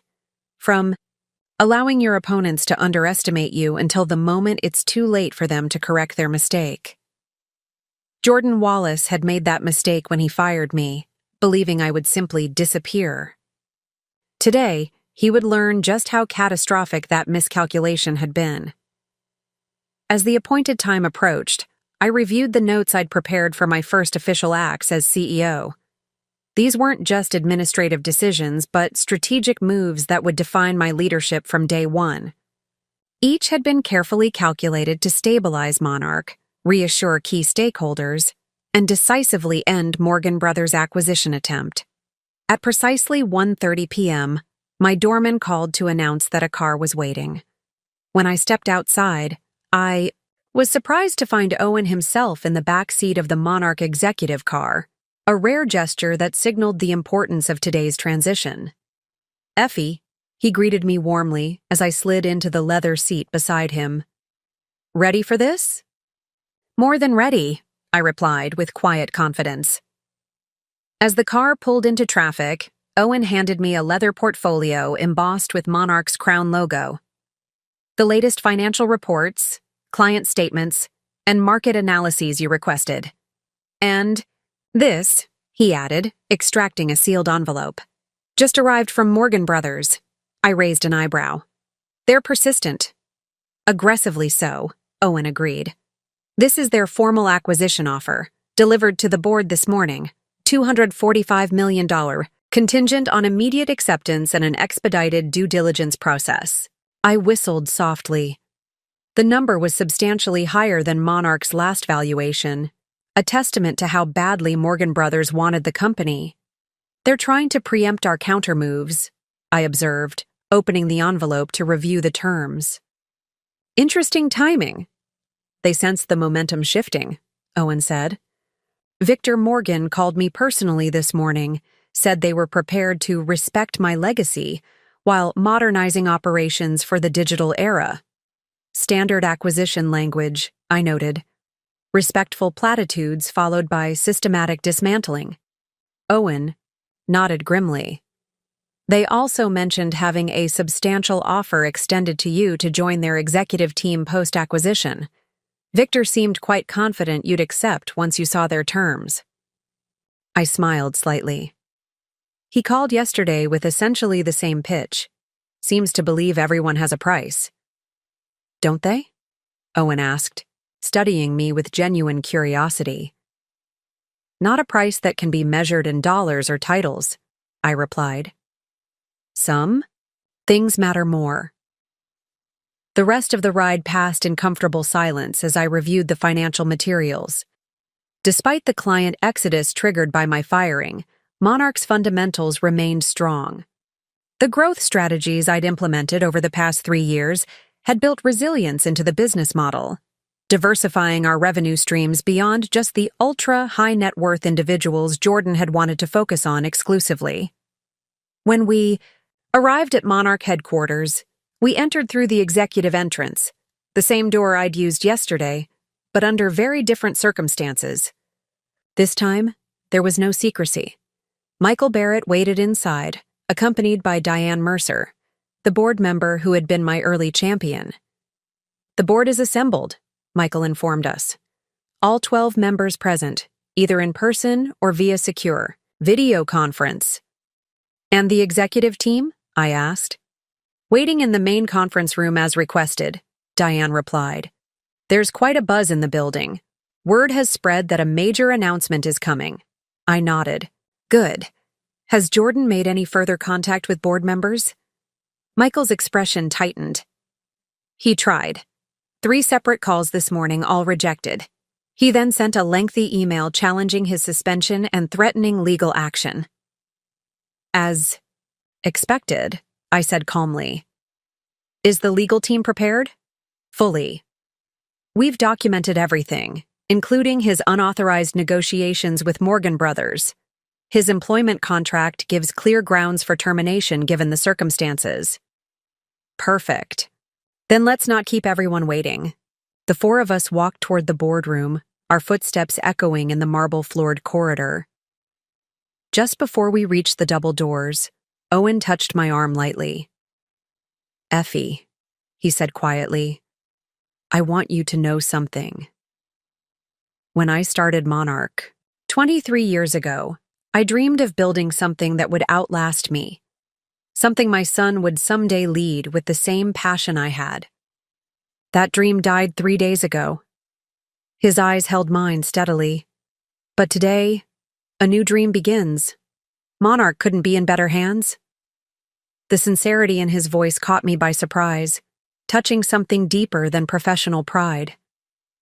This wasn't just a business transition. It was the passing of a legacy.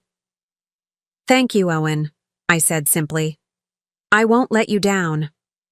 With that, Michael opened the boardroom doors. The scene inside was exactly as I had visualized it. 12 board members seated around the massive table, expressions ranging from curious to concerned to cautiously optimistic. At the head of the table sat an empty chair, the CEO's position, vacant since Owen's partial retirement 3 months ago, briefly occupied by Jordan and now awaiting its new occupant. Owen walked to the head of the table but remained standing beside the chair rather than taking it. Thank you all for convening on such short notice, he began. The past few days have been challenging for Monarch, but today marks a new chapter in our company's history. He briefly summarized the events we all knew, Jordan's unauthorized negotiations, with Morgan Brothers, my improper termination, the client exodus that followed, and the board's unanimous vote to suspend Jordan pending further investigation. Morgan Brothers believes Monarch is vulnerable, Owen continued. Their offer, delivered this morning, attempts to capitalize on what they perceive as instability following these events. He gestured to the documents being distributed around the table. But Monarch is not vulnerable. Monarch is not for sale. And Monarch's future is brighter than ever under the leadership of our new chief executive officer. He turned to me, extending his hand toward the empty chair in a symbolic gesture that didn't escape anyone in the room.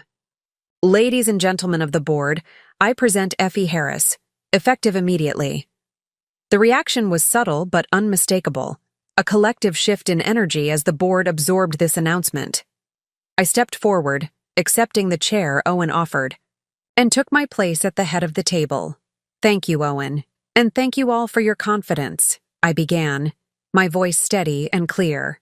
I recognize the unusual circumstances of this transition, but unusual times call for decisive leadership. I opened the portfolio in front of me.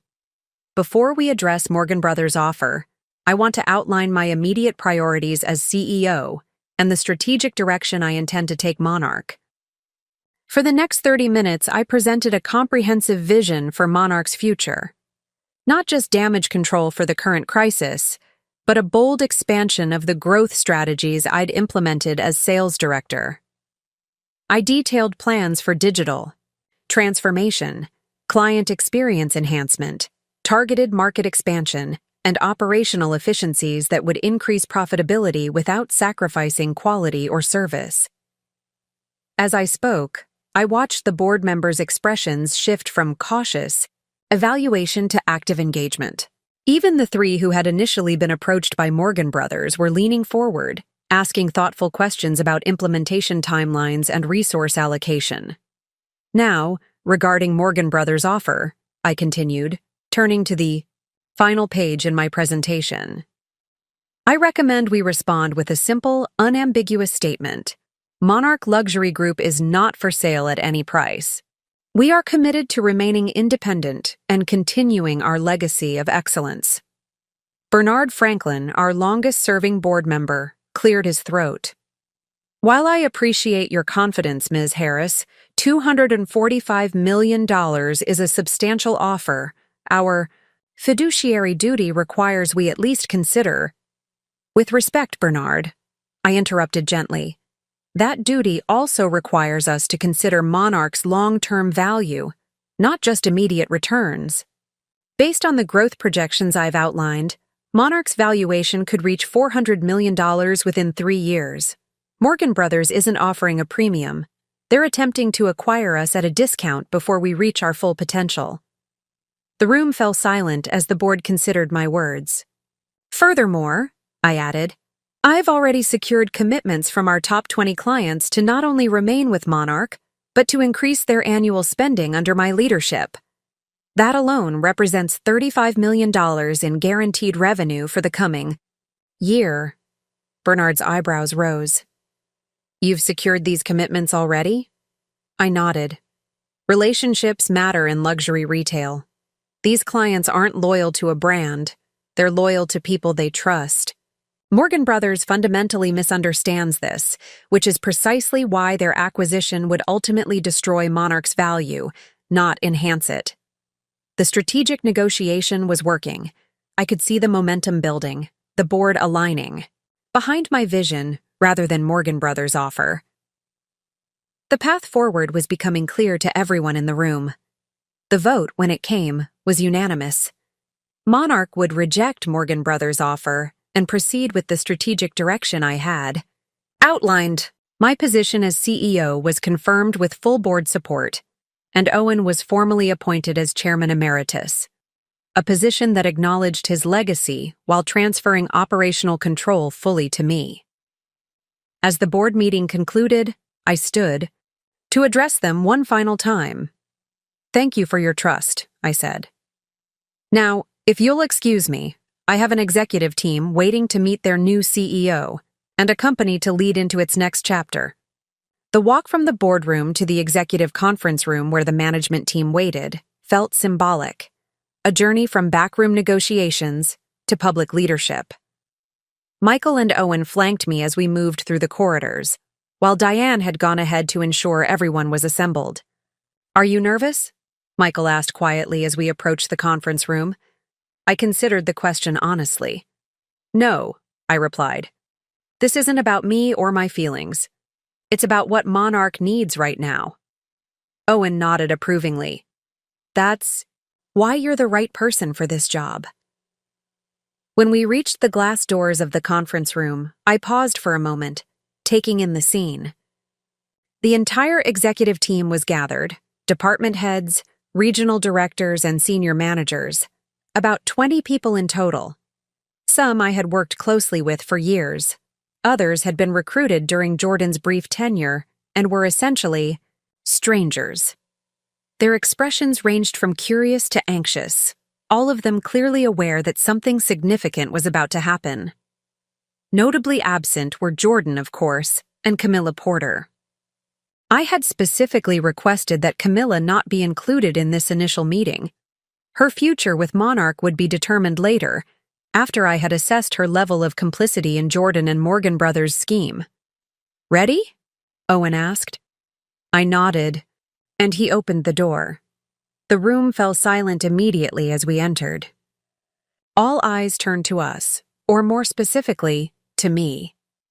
My appearance was clearly unexpected for many of them. Several exchanged startled glances or whispered comments. I walked directly to the head of the table, where the CEO traditionally sat, and remained standing. Owen took a position to my right, while Michael stood slightly behind us. "Good afternoon," I began, my voice clear and authoritative. "For those who don't know me, I'm Effie Harris. Until 4 days ago, I was Monarch's Director of Sales." I paused, letting the significance of my presence sink in.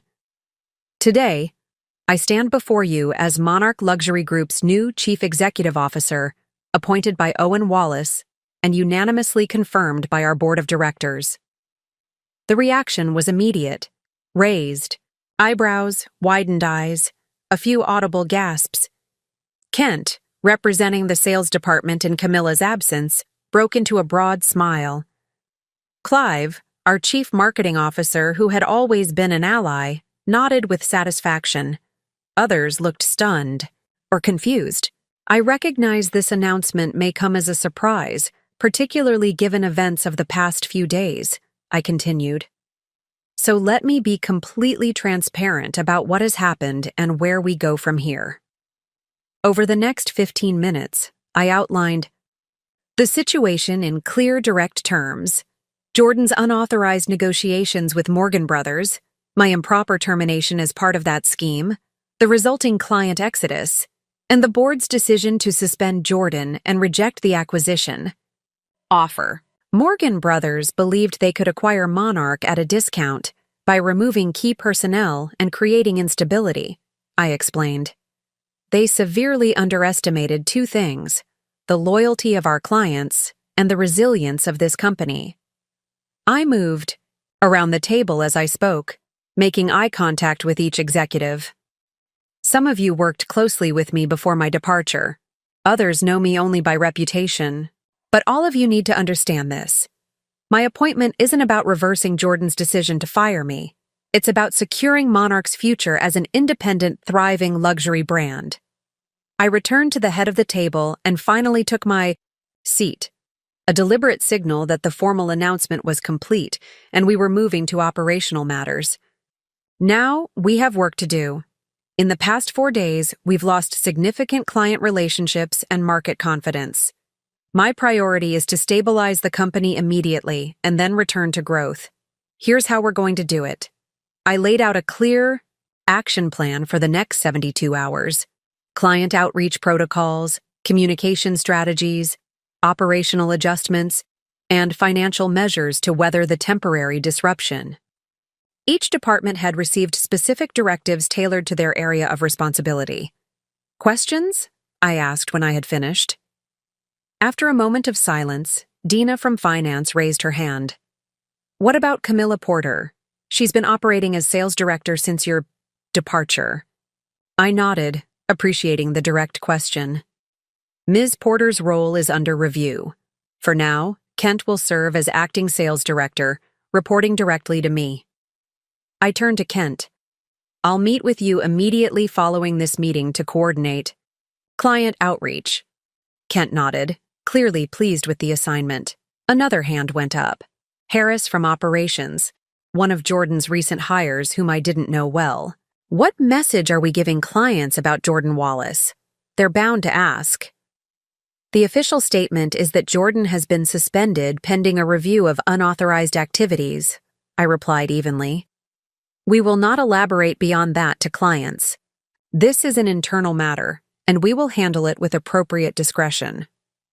I scanned the room, noting the mixture of reactions, most supportive or neutral, a few still processing the dramatic shift in leadership.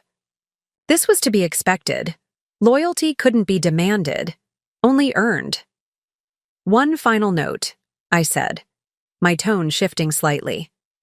I understand the past few days have been confusing and unsettling for everyone. Some of you may have concerns about the stability of your positions or the direction of the company under my leadership. Let me be clear. I judge people by their contributions, their integrity, and their commitment to Monarch's success, not by their relationship with previous leadership. I made eye contact with several of Jordan's recent hires specifically. You will all have the opportunity to demonstrate your value to Monarch moving forward.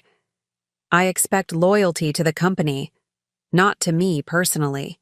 Results and integrity, that's what matters. The tension in the room visibly eased. Even those who had been most closely aligned with Jordan seemed to relax slightly. Now, I concluded, standing once more, you all have your immediate priorities. I expect hourly updates on client retention efforts and daily reports on all other initiatives. We have a company to stabilize and a future to secure. Let's get to work. As the meeting broke up, executives immediately formed small groups, already beginning to implement the directives I'd outlined. Owen touched my arm lightly. Masterfully handled, he said quietly. It's just the beginning, I replied. The real test will be in the execution. Michael approached with a tablet displaying my schedule for the remainder of the day, a carefully orchestrated sequence of meetings, calls, and media interviews designed to announce my appointment to the world and begin rebuilding market confidence in Monarch. Your office is ready, he informed me. And Richard Daniels is holding for you on line 1. He heard about your appointment through the grapevine and wants to be the first to congratulate you. I smiled. Put him through in 5 minutes. First, I need to make one quick call. As Owen and Michael left to attend to their own responsibilities, I stepped into a quiet corner and dialed a number I hadn't used in 4 days. Victor Morgan, the familiar voice answered. Mr. Morgan, I said calmly. Effie Harris, CEO of Monarch Luxury Group. I believe you have a letter to withdraw. The silence on the other end was deeply satisfying. When Victor finally spoke, his smooth confidence had evaporated. Ms. Harris, this is unexpected. Is it? You should have done your homework more thoroughly before attempting to manipulate my termination. Monarch is not for sale. Not today, not tomorrow, not ever during my tenure as CEO. I trust that's clear enough for your board of directors. Without waiting for his response, I ended the call and walked toward what had once been Owen's office, and was now mine. My calculated return to Monarch wasn't just about reclaiming a position or exacting justice for wrongful termination. It was about protecting something valuable, something worth fighting for. A company built on relationships, expertise, and integrity, not just profit margins and acquisition targets. As I stepped into the CEO's office for the first time, I felt a profound sense of rightness. This was where I belonged, not because Jordan had fired me, but because I had earned it through years of dedication and results. Sometimes being underestimated is the greatest advantage of all. The next 48. Ours were a masterclass in crisis management and leadership transition. I operated on minimal sleep, fueled by purpose, and the knowledge that these critical early days would define my tenure as CEO. My first call as chief executive had been to Richard Daniels, our highest value client. His delight at my appointment was immediate and genuine. Finally, someone with sense is running that place, he'd declared. Owen should have done this years ago, instead of trying to force his son into a role he wasn't suited for. I appreciate your confidence, Richard, I'd replied. I understand you've been considering a significant anniversary purchase. We were, he confirmed. Nearly $2 million for Teresa's 25th anniversary. But when you left, we put those plans on hold. I'd like to personally handle your selection, I offered. In fact, I have several pieces arriving from Geneva next week that might be perfect. Pieces no other retailer in North America will have access to. By the end of the call, The Daniels $2 million purchase was back on track, with a private viewing scheduled for the following week. One call, one relationship restored, $2 million in revenue secured. This pattern repeated throughout that first day as I personally contacted our top 50 clients. By evening, we had reclaimed nearly $12 million in immediate sales that had been jeopardized by my termination, with commitments for another $20 million in annual recurring business. The second day brought new challenges. News of my appointment had broken in the luxury retail press, with headlines ranging from unprecedented, executive reversal at Monarch to Harris's remarkable return, from fired to CEO in 4 days. Business analysts were speculating about what the leadership change meant for Monarch's future, and competitors were watching closely for signs of instability they could exploit. I addressed these concerns head-on with a carefully orchestrated media strategy.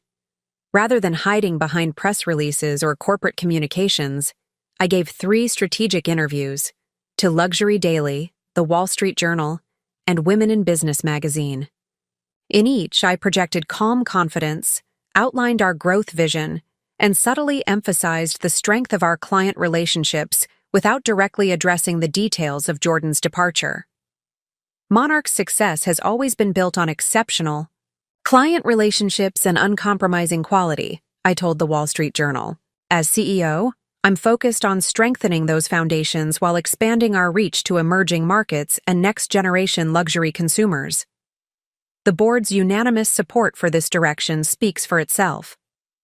By midday, Monarch's stock price, which had dipped nearly 8% following news of my termination and client departures, had rebounded completely and was trading 3% above its previous position. The market was responding positively to my leadership, a tangible vote of confidence that resonated throughout the company. The real test came on my 3rd day as CEO, when we faced our first major operational challenge. A shipment of rare timepieces from our Swiss manufacturer had been delayed at customs, pieces promised to 6 different high-value clients, including the Daniels Anniversary Selection. In the past, such logistics issues would have been handled by middle management, but I recognized this as an opportunity to demonstrate my leadership approach. I convened an immediate meeting with our logistics team, customs brokers, and client relations staff. This isn't just a shipping delay, I told them. This is a promise to 6 of our most valued clients that we're at risk of breaking. I need solutions, not explanations. For the next 2 hours, we worked through the problem together. When our usual customs broker identified a 72-hour minimum delay, I personally called the regional director of customs, a former client whose daughter's engagement ring I had helped select 3 years earlier. By the end of the day, our shipment had been expedited through inspection and was en route to our secure facility. When I shared this development with the executive team, the message was clear. Under my leadership, Monarch would be relentlessly solution-oriented, would leverage relationships at every level, and would never accept impossible as an answer when client commitments were at stake. Kent, who had stepped seamlessly into his role as acting sales director, pulled me aside after the meeting. "The team is talking," he said with a slight smile. "This is different from how things worked under Jordan, or even Owen in the later years. You're not just directing, you're doing." "Leadership isn't about having the biggest office or the most impressive title," I replied. "It's about removing obstacles so your team can excel. Sometimes that means making the calls no one else can make." By the end of that 3rd day, we had not only stabilized the immediate business disruption caused by my termination, but had begun implementing the growth strategies I'd outlined to the board. The executive team was aligned, client relationships were secure, and employees throughout the organization had a clear understanding of our direction. There was only one outstanding matter to address: Camilla Porter. She had been conspicuously absent since my appointment, calling in sick for 2 consecutive days. On the morning of day 4, I asked Laurel to schedule a meeting with her for that afternoon. She sounds nervous, Laurel reported after making the call. Asked if she should bring her employee file. I shook my head. Tell her that won't be necessary. This is a conversation, not a termination. When Camilla arrived at my office, she looked nothing like the confident woman who had been so quickly installed in my former position. Her usual polish was diminished by visible anxiety as she took the seat across from my desk. Thank you for coming in, Camilla, I began, keeping my tone professional and neutral. I wanted to discuss your role at Monarch moving forward. She straightened slightly. I understand if you want to replace me. Given the circumstances, I held up a hand to stop her. Before we discuss that, I'd like to hear directly from you. How much did you know about Jordan's arrangement with Morgan Brothers? Were you actively involved in the plan to terminate me? Or were you simply accepting a promotion when offered? The directness of my question seemed to catch her off guard. She hesitated, clearly weighing her response carefully. I knew Morgan Brothers was interested in acquiring Monarch, she finally admitted. Jordan told me they wanted fresh leadership in sales, someone not tied to the old way of doing things. He said you were resistant to change. And my termination? Did you know that was coming? She looked down briefly. I knew he planned to restructure the department. I didn't know it would happen so abruptly, or without a transition period. I studied her, assessing the sincerity in her response. She had been a pawn in Jordan's game, ambitious certainly, and willing to benefit from my removal, but perhaps not the architect of it. Camilla, I believe in giving people the opportunity to prove their value, I said after a moment. You have expertise in areas that could benefit Monarch, particularly in digital marketing and younger demographic engagement. These align with our growth strategy. Her expression shifted from resignation to cautious hope. I'm creating a new position, Director of Digital Strategy and Emerging Markets. It reports to Kent in sales for now, with dotted line responsibility to marketing. The role focuses on expanding our digital presence and developing programs specifically for first-time luxury buyers.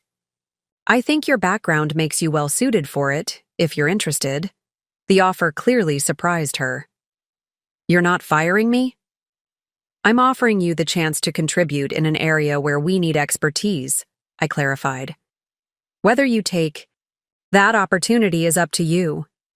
Camilla sat straighter, processing this unexpected development. I would be very interested. Thank you. As she left my office a few minutes later, after discussing the specifics of the new role, I reflected on the decision. Some might have expected me to fire Camilla immediately upon taking control, a symbolic purging of Jordan's influence. But true leadership isn't about retribution. It's about maximizing value and talent for the organization's benefit. By the end of my first week as CEO, Monarch was not just stable, but thriving. The client relationships I'd nurtured for years were stronger than ever. Our stock price had risen 7% above pre-crisis levels, and the organization had rallied around my leadership with a renewed sense of purpose and direction. Jordan Wallace had fired me believing he was eliminating an obstacle to his plans. Instead, he had set in motion a chain of events that revealed his own inadequacies while elevating me to the position I had earned through years of exceptional performance and results. Sometimes the greatest opportunities come disguised as setbacks. The key is recognizing them when they arrive. 2 weeks into my tenure as CEO, Monarch had regained its equilibrium. Client relationships were fully restored, operational workflows had normalized, and the executive team had adapted to my leadership style. The crisis atmosphere had dissipated, replaced by a focused energy as we implemented our growth initiatives. I was reviewing quarterly projections in my office when Laurel knocked on my door, her expression unusually tense. Jordan Wallace is in the building, she said without preamble. Security just called up. He's demanding to see you. I set down my pen. Is he alone? No. He's with 2 men in suits. his lawyer and someone from Morgan Brothers, according to the front desk? I nodded, unsurprised. Jordan's silence these past 2 weeks had been temporary, not permanent. This confrontation was inevitable. Have security escort them to the main conference room, I instructed. Not my office, and ask Michael Barrett to join us immediately. As Laurel left to make the arrangements, I took a moment to center myself. This wasn't a personal confrontation. It was a business challenge to be managed professionally. When I entered the conference room 10 minutes later, Jordan was pacing near the windows while his companions sat rigidly at the table. His appearance had changed noticeably in 2 weeks, his usually immaculate appearance slightly disheveled, his expression tense.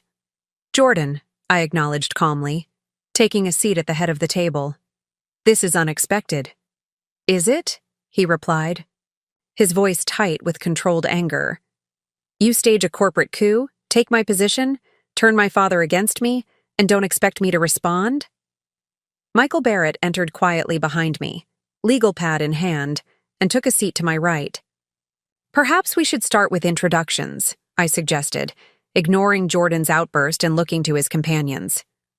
The older man cleared his throat. "Robert Stillwell, legal counsel for Mr. Wallace."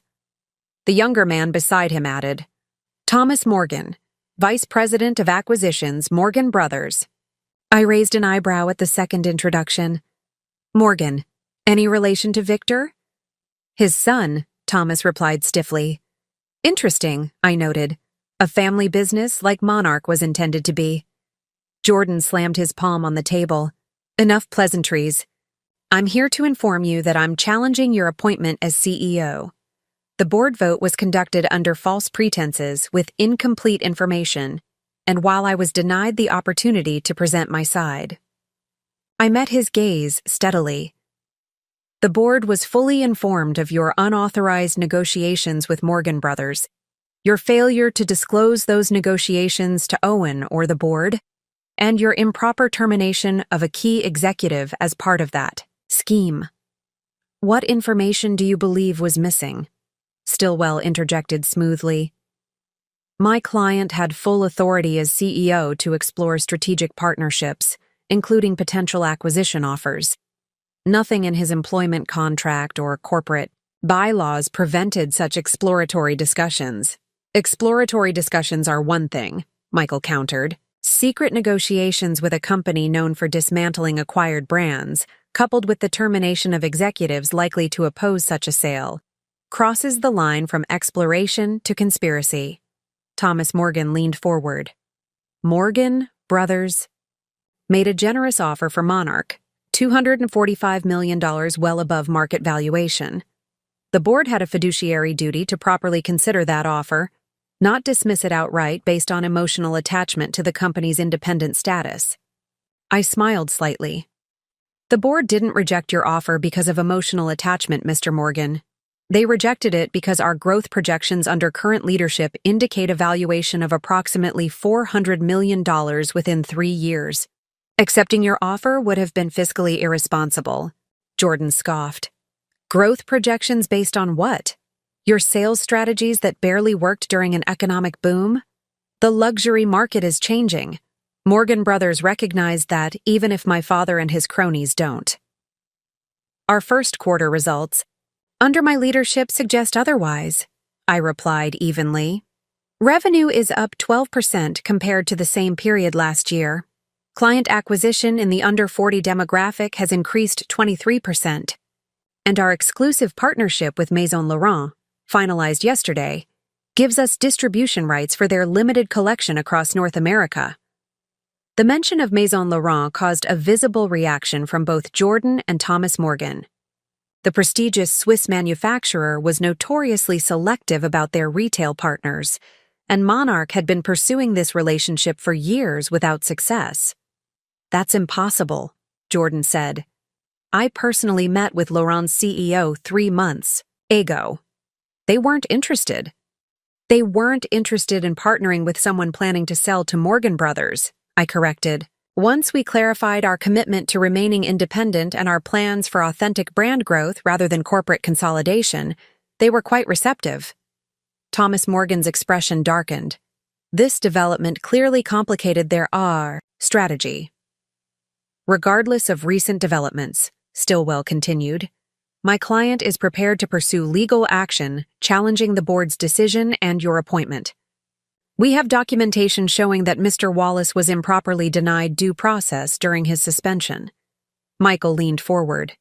And we have documentation proving Mr. Wallace violated his fiduciary duties to Monarch, breached his employment contract, and attempted to orchestrate the sale of the company without proper disclosure or authorization.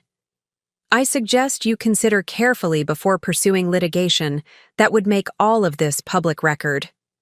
The threat was clear. A legal battle would expose Jordan's actions to public scrutiny, potentially damaging his reputation beyond repair. Jordan, however, wasn't deterred. This isn't just about my position, he insisted, turning to me. This is about my birthright. My father built Monarch for me to lead, not for an employee to commandeer through manipulation and fear tactics. I met his gaze calmly. Monarch isn't a birthright, Jordan. It's a business, one that succeeds or fails based on leadership, strategy, and execution. Your father gave you the opportunity to prove yourself. The results speak for themselves. You turned him against me, Jordan accused, his composure slipping further. Decades of planning for succession erased because you saw an opportunity to seize control during a moment of vulnerability. Owen made his decision based on your actions, not my influence, I replied. You tried to sell his life's work without his knowledge. You fired the person most responsible for the company's growth because she might oppose your plans. These were your choices, Jordan, not mine. Thomas Morgan, sensing the conversation was becoming unproductive, attempted to redirect. Perhaps there's a compromise position here. Morgan Brothers remains interested in acquiring Monarch, but we're open to restructuring our offer to include retention packages for key executives, including you, Ms. Harris. I shook my head. Monarch is not for sale. Not at $245 million, not at $300 million, not at any price during my tenure as CEO. The board has been unequivocal on this point. Everyone has a price, Thomas insisted. That's where you're fundamentally wrong, I replied. Some things aren't measured in dollars. Legacy, integrity, independence. These have value beyond what appears on a balance sheet. Jordan laughed bitterly. Such noble sentiments from someone who just happened to end up with my job. I turned to him, my expression softening slightly. Jordan, I never wanted your job. I wanted to continue building what I'd started at Monarch. You forced this situation when you fired me without cause, mistakenly believing I was just another disposable executive. The board didn't choose me over you because of manipulation. They chose me because I've consistently delivered results, while you've consistently prioritized your own interests over the company's. The room fell silent as my words hung in the air. For a brief moment, something like realization flickered across Jordan's face. Perhaps the first recognition that his actions, not mine, had led to this outcome. This conversation is over, he finally said, standing abruptly. You'll be hearing from our attorneys. As the three men prepared to leave, I remained seated, projecting calm confidence. Before you pursue legal action, I suggest you review Monarch's performance data from the past 2 weeks compared to the 3 months under Jordan's leadership. The numbers tell a compelling story about who should be leading this company.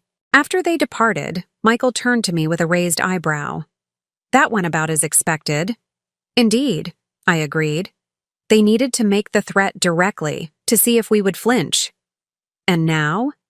Now they'll reconsider once they review the actual data. Jordan may still pursue legal action out of pride, but Morgan Brothers won't back a losing strategy. They're business people first. They'll move on to easier targets. And that's exactly what happened. 3 days later, Thomas Morgan called to explore potential partnership opportunities instead of acquisition. a face-saving retreat from their previous position. Jordan's lawyer followed up with a much-reduced demand for a settlement rather than the threatened lawsuit. The emerging opposition had tested our resolve and found it unyielding. More importantly, they had discovered what Jordan had failed to recognize from the beginning. Monarch's value wasn't in its brand name or market position alone, but in the relationships, expertise, and vision that I and my team brought to the key company. Sometimes, the most powerful response to opposition isn't force, but unwavering confidence in your own value. Jordan had fired me believing I was replaceable. His greatest mistake was failing to recognize that some people aren't just employees, they're the heart of what makes a business successful. 1 month into my tenure as CEO, Monarch was not just recovering, but thriving. The quarterly sales projections had been revised upward twice. Our stock was performing exceptionally well, and industry publications were beginning to feature profiles about our remarkable turnaround under new leadership. Despite Jordan's retreat and Morgan Brothers' shift to seeking partnerships rather than acquisition, I remained cautious. Experience had taught me that corporate threats rarely disappear completely. They simply transform and re-emerge in different forms. "You're being paranoid," Owen commented one evening as we reviewed the monthly performance metrics in my office. "Jordan's backed down, Morgan Brothers has moved on, and the company is performing better than ever. You've won." I smiled slightly. In business, victory is never permanent. It's simply a momentary advantage that requires constant vigilance to maintain. Owen chuckled. "You sound like me 20 years ago." "I'll take that as a compliment," I replied, closing the report we'd been reviewing. "Which reminds me, I've been meaning to ask about something. When Jordan first fired me, you mentioned a clause in my contract that you had personally insisted on after the last acquisition disaster. What were you referring to?" Owen's expression grew more serious. "That was before your time. About 12 years ago, Monarch nearly merged with Lux Holdings, a conglomerate similar to Morgan Brothers, though smaller. We'd grown quickly but needed capital for expansion. Their CEO, Alexander Reed, seemed to understand our vision, promised operational independence post-merger. "I'm guessing it didn't go as planned," I prompted when he paused. "Not even close." The moment the ink dried on the preliminary agreement, Reed began systematically removing our key people, replacing them with his own team. By the time I realized what was happening, we'd lost critical client relationships and brand positioning. It took every ounce of legal leverage and financial resources I had to extract Monarch from that disaster. "And that's why you created the client protection clause." "In my contract," I surmised. Owen nodded. "After rebuilding from the Lux debacle, I recognized that certain relationships were too valuable to risk in corporate power plays. When you demonstrated your exceptional ability with client development, I made sure your contract included safeguards that would prevent history from repeating itself." "Thank you for that foresight," I said sincerely. "Without that clause, Jordan's plan might have succeeded." "Jordan," Owen sighed heavily. "I still struggle to understand how my son could have made such catastrophic misjudgments. I considered my words carefully. People often mistake inheritance for qualification. Jordan grew up watching you build Monarch, but watching isn't the same as doing. He saw the prestige and authority of your position without fully appreciating the expertise and relationships that earned it." Owen nodded slowly. A harsh but accurate assessment. After he left, I remained in my office, contemplating our conversation. The parallels between the Lux Holdings situation and Morgan Brothers' attempt were striking and concerning. If Owen had nearly lost Monarch to a similar strategy 12 years ago, despite his experience and controlling interest, we needed stronger protections against future attempts. The next morning, I called Michael Barrett to my office. "I need you to build a case," I told him without preamble. "Not for current litigation, but as preventative documentation against future threats." Michael raised an eyebrow. "You're still concerned about Morgan Brothers?" "Morgan Brothers, other potential acquirers, even Jordan if he decides to try again from a different angle, I clarified. I want comprehensive documentation of the events surrounding my termination and reinstatement, the unauthorized negotiations with Morgan Brothers, and the subsequent performance improvements under my leadership. I outlined exactly what I wanted: sworn statements from key witnesses, financial records showing the client exodus after my termination and recovery after my return, emails and communications revealing Jordan's coordination with Morgan Brothers, and detailed performance comparisons between his brief leadership and mine. This seems extremely thorough for a threat that appears to have subsided, Michael observed. Consider it insurance, I replied. If Jordan or Morgan Brothers ever attempt to challenge my leadership again, I want irrefutable evidence of both their previous misconduct and my value to Monarch. Michael nodded, understanding dawning in his expression. You're building a case not just against past actions, but against potential future challenges. Precisely. In business, as in chess, the best players think several moves ahead. Over the next 2 weeks, Michael and his team quietly compiled the documentation I'd requested. Laurel assisted by organizing key communications and meeting notes from the critical period. Kent provided detailed client feedback and sales data demonstrating the direct correlation between my leadership and Monarch's revenue performance. The resulting file was comprehensive and damning, a meticulous record of Jordan's failed leadership, his coordination with Morgan Brothers to sell the company against Owen's wishes, and the concrete value I had brought to Monarch throughout my tenure. When Michael presented the completed documentation, bound in a discreet black portfolio, I didn't immediately file it away. Instead, I reviewed it thoroughly, ensuring every assertion was backed by concrete evidence, every claim supported by verifiable data. This is exceptional work, I told Michael after finishing my review. Exactly what I needed. May I ask what you plan to do with it? He inquired. Nothing, hopefully, I replied. It's not meant for use unless absolutely necessary. Think of it as a dead man switch, protection that only activates if someone attempts to repeat past mistakes. I secured the portfolio in my private safe, alongside my original employment contract with its crucial client protection clause. Together, they represented both the history of attempts to undermine my position and the safeguards against future challenges. Later that week, I received an unexpected message from Clive in marketing. A financial blog was preparing to publish an article about Jordan's ouster from Monarch, focusing on the attempted Morgan Brothers acquisition and my rapid elevation to CEO. The reporter was seeking comment before publication. This was precisely the type of situation the documentation would help address. Rather than issuing a standard no comment or vague corporate statement, I decided on a different approach. I invited the reporter to Monarch headquarters for an exclusive interview, offering unprecedented access on one condition: complete factual accuracy about the transition of leadership. The interview took place in our main showroom rather than my office, a deliberate choice to emphasize Monarch's products and future rather than corporate politics.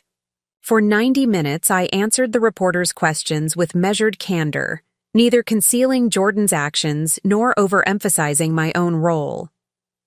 The situation was unfortunate, but ultimately straightforward, I explained. Leadership decisions must be based on performance and results, not family connections. When presented with clear evidence that Monarch was being positioned for sale without proper authorization, the board took appropriate action to protect the company's independence and future growth.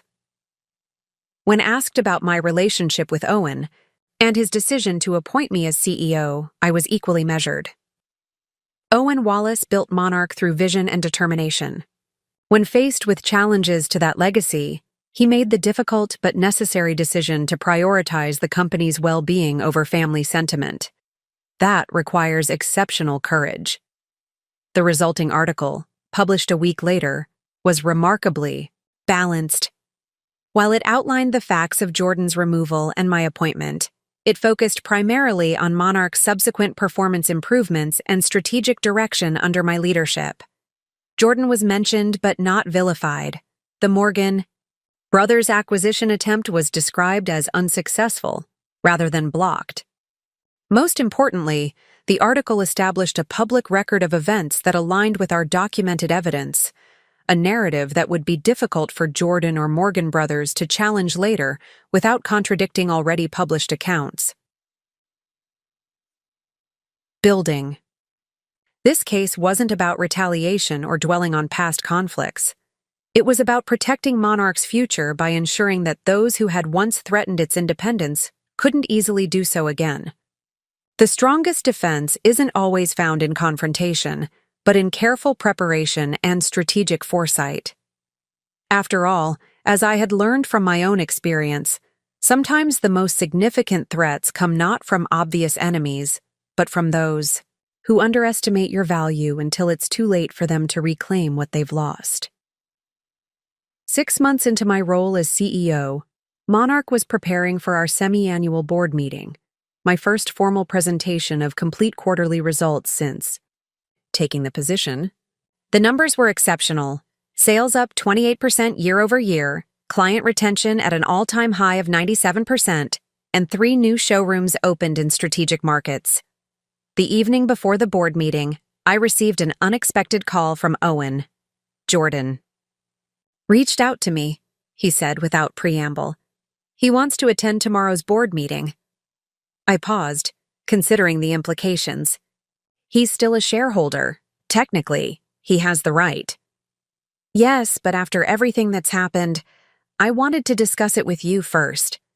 The fact that Owen was consulting me about his own son spoke volumes about how our relationship had evolved.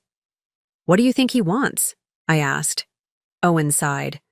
He claims he just wants to see the quarterly results firsthand, but knowing Jordan, there's more to it. I considered our options carefully. Blocking Jordan from the meeting might create unnecessary drama and give him grounds to claim he was being unfairly excluded from company information. Allowing him to attend would be uncomfortable, but might actually strengthen our position if the results were as strong as we knew them to be. Let him come, I decided. The numbers speak for themselves. This could be the moment of truth he needs. The following morning, the boardroom was prepared for our presentation. Financial reports were distributed, projections displayed on screens, and coffee served as board members arrived one by one. Jordan entered last, dressed immaculately in a suit that suggested he was there on business, not just as an observer. He nodded stiffly to his father, but avoided eye contact with me as he took a seat at the far end of the table. As CEO, it was my responsibility to lead the presentation. For 90 minutes, I walked the board through our performance metrics, strategic initiatives, and growth projections. The data was unambiguous. Monarch was performing at unprecedented levels under my leadership, with every key indicator showing significant improvement since Jordan's departure. Throughout the presentation, I maintained a strictly professional tone, focusing on results rather than personalities.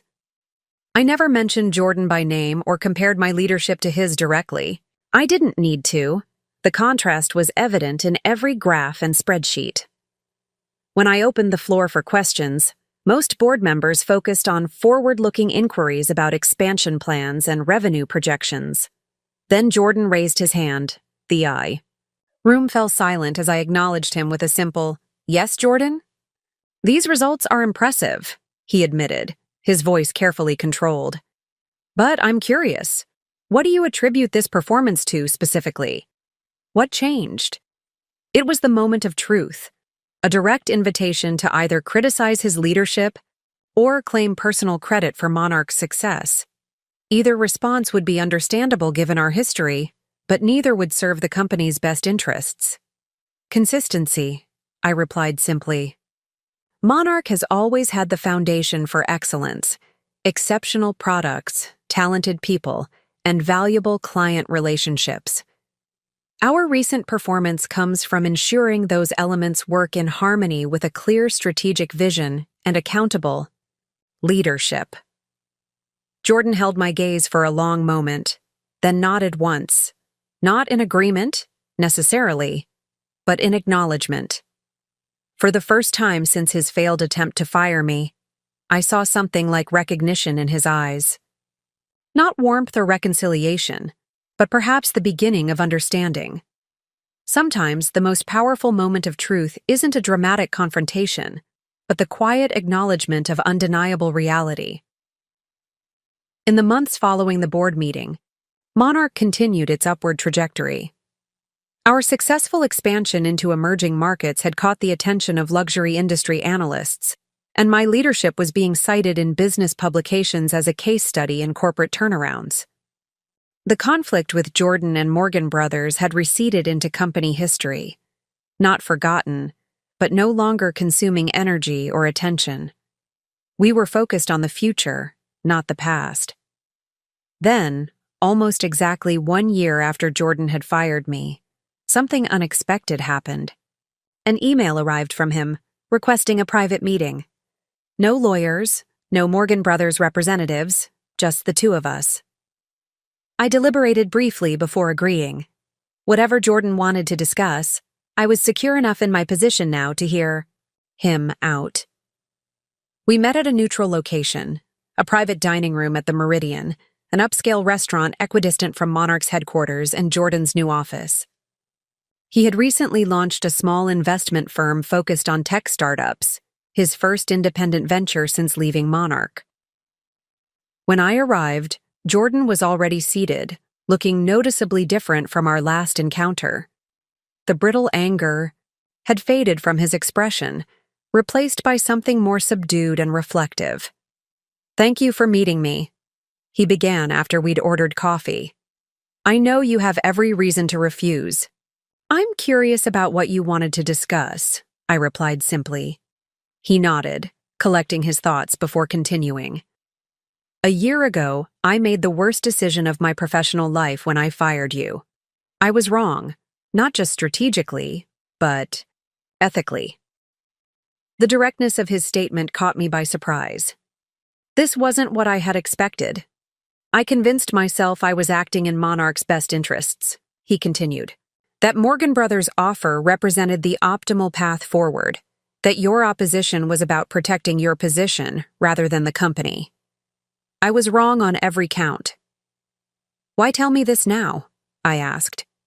"Because acknowledging mistakes publicly is part of learning from them," he replied. "My father taught me that, though I didn't appreciate the lesson until recently." He placed a formal letter on the table between us. "This is my resignation from Monarch's shareholder position. I'm selling my shares, not to Morgan Brothers or any competitor, but back to the company at fair market value. I've already discussed the arrangement with my father and the board's finance committee." I studied him carefully. "You could hold those shares indefinitely. They're valuable and becoming more so. They're also a constant reminder of my failure," he said candidly. "And more practically, I need the capital for my new venture. A clean break is best for everyone." The Jordan sitting across from me was markedly different from the entitled, defensive man who had threatened legal action a year earlier. This wasn't about reconciliation, too much had happened for that, but it was about recognition, and in its way, justice. "I appreciate your directness," I said finally, "and I wish you success with your new company. There's one more thing," he added as we prepared to leave. "The Daniels account, their anniversary purchase last year, became our largest single sale in company history." I nodded, remembering the $2.1 million customized timepiece Richard had ultimately selected for Teresa. "That was always your relationship, not Monarch's," Jordan acknowledged. "I never understood the difference until I watched clients follow you despite the Monarch name remaining behind. That was educational. Sometimes justice isn't found in punishment or retribution, but in the simple acknowledgement of truth." Jordan had fired me believing I was replaceable. The consequences of that miscalculation had transformed both our lives, elevating me to CEO while forcing him to rebuild his career from scratch. As we parted ways, there was no animosity, No lingering resentment. Just the quiet recognition that actions have consequences, and sometimes those consequences become the justice that was needed all along. 2 years to the day after Jordan fired me, I stood in Monarch's newest flagship location, a stunning 3-story showcase in the heart of San Francisco. The expansion represented everything we had accomplished since that pivotal moment when a simple termination set in motion events that transformed both Monarch and my own life. As I watched clients and industry representatives mingle during our grand opening, Laurel appeared at my side, tablet in hand as always. "Final numbers from Q4, she said, displaying the quarterly results we would be announcing the following week. "Another record-breaking period. The board is going to be very happy." I smiled, scanning the impressive figures. Under my leadership, Monarch had nearly tripled in value, expanded to 12 locations globally, and established itself as the premier luxury timepiece retailer in North America. The $245 million that Morgan Brothers had offered now seemed almost laughably inadequate compared to our current valuation. "Have you seen the Wall Street Journal profile?" Laurel asked, switching screens to show me the business section. "They're calling you luxury retail's turnaround specialist." The photo turned out well. I skimmed the article, noting how it highlighted our growth metrics and strategic innovations without dwelling on the dramatic circumstances of my appointment. The past was becoming exactly what it should be, context rather than focus. "Owen's looking for you," Laurel added. "I think he wants to make the toast soon." I nodded, scanning the room for our chairman emeritus. At 70, Owen had fully embraced his reduced role, focusing on mentorship and industry relationships while I handled day-to-day operations. Our partnership had evolved into something neither of us could have anticipated, but that served Monarch perfectly. I found him near the central display case, deep in conversation with Richard and Teresa Daniels, still our most valuable clients and now personal friends. "Ah, Effie," Owen called as I approached. Perfect timing. Richard was just saying this location might convince him to split his purchases between New York and San Francisco. "Only if Effie personally handles the selections," Richard clarified with a warm smile. "Some things shouldn't change, even with expansion." "Some things won't," I assured him, "no matter how much we grow." As Owen prepared to make his official toast to celebrate the new location, I took a moment to reflect on the journey. 2 years ago, I had been stunned and humiliated, standing in a Manhattan showroom as Jordan dismissed me without a second thought. Today, I led a thriving global company, had implemented the vision I always knew was possible, and had proven definitively that my value had never been tied to a title or position. The true evolution hadn't been in Monarch's impressive metrics or market position, but in my own understanding of my worth. I no longer needed external validation. I had built something that spoke for itself. Owen raised his glass, drawing everyone's attention. To new beginnings, continued excellence, and the leadership that made both possible. As glasses clinked and conversations resumed, Kent approached with a knowing smile. "Hard to believe it all started with you getting fired," he said quietly. I returned his smile. Sometimes the end is just the beginning in disguise. That was the greatest lesson of this entire experience. Careers, like lives, aren't defined by single moments of setback or triumph, but by how we respond to them. Jordan firing me wasn't the end of my story. It was merely the catalyst for a new chapter that proved to be more successful than either of us could have imagined. Sometimes, when someone underestimates your value, they give you the perfect opportunity to demonstrate just how wrong they were, and there's no sweeter success than that. Up next, you've got 2 more standout stories right on your screen. If this one hit the mark, you won't want to pass these up. Just click and check them out. And don't forget to subscribe and turn on the notification bell so you don't miss any upload from us.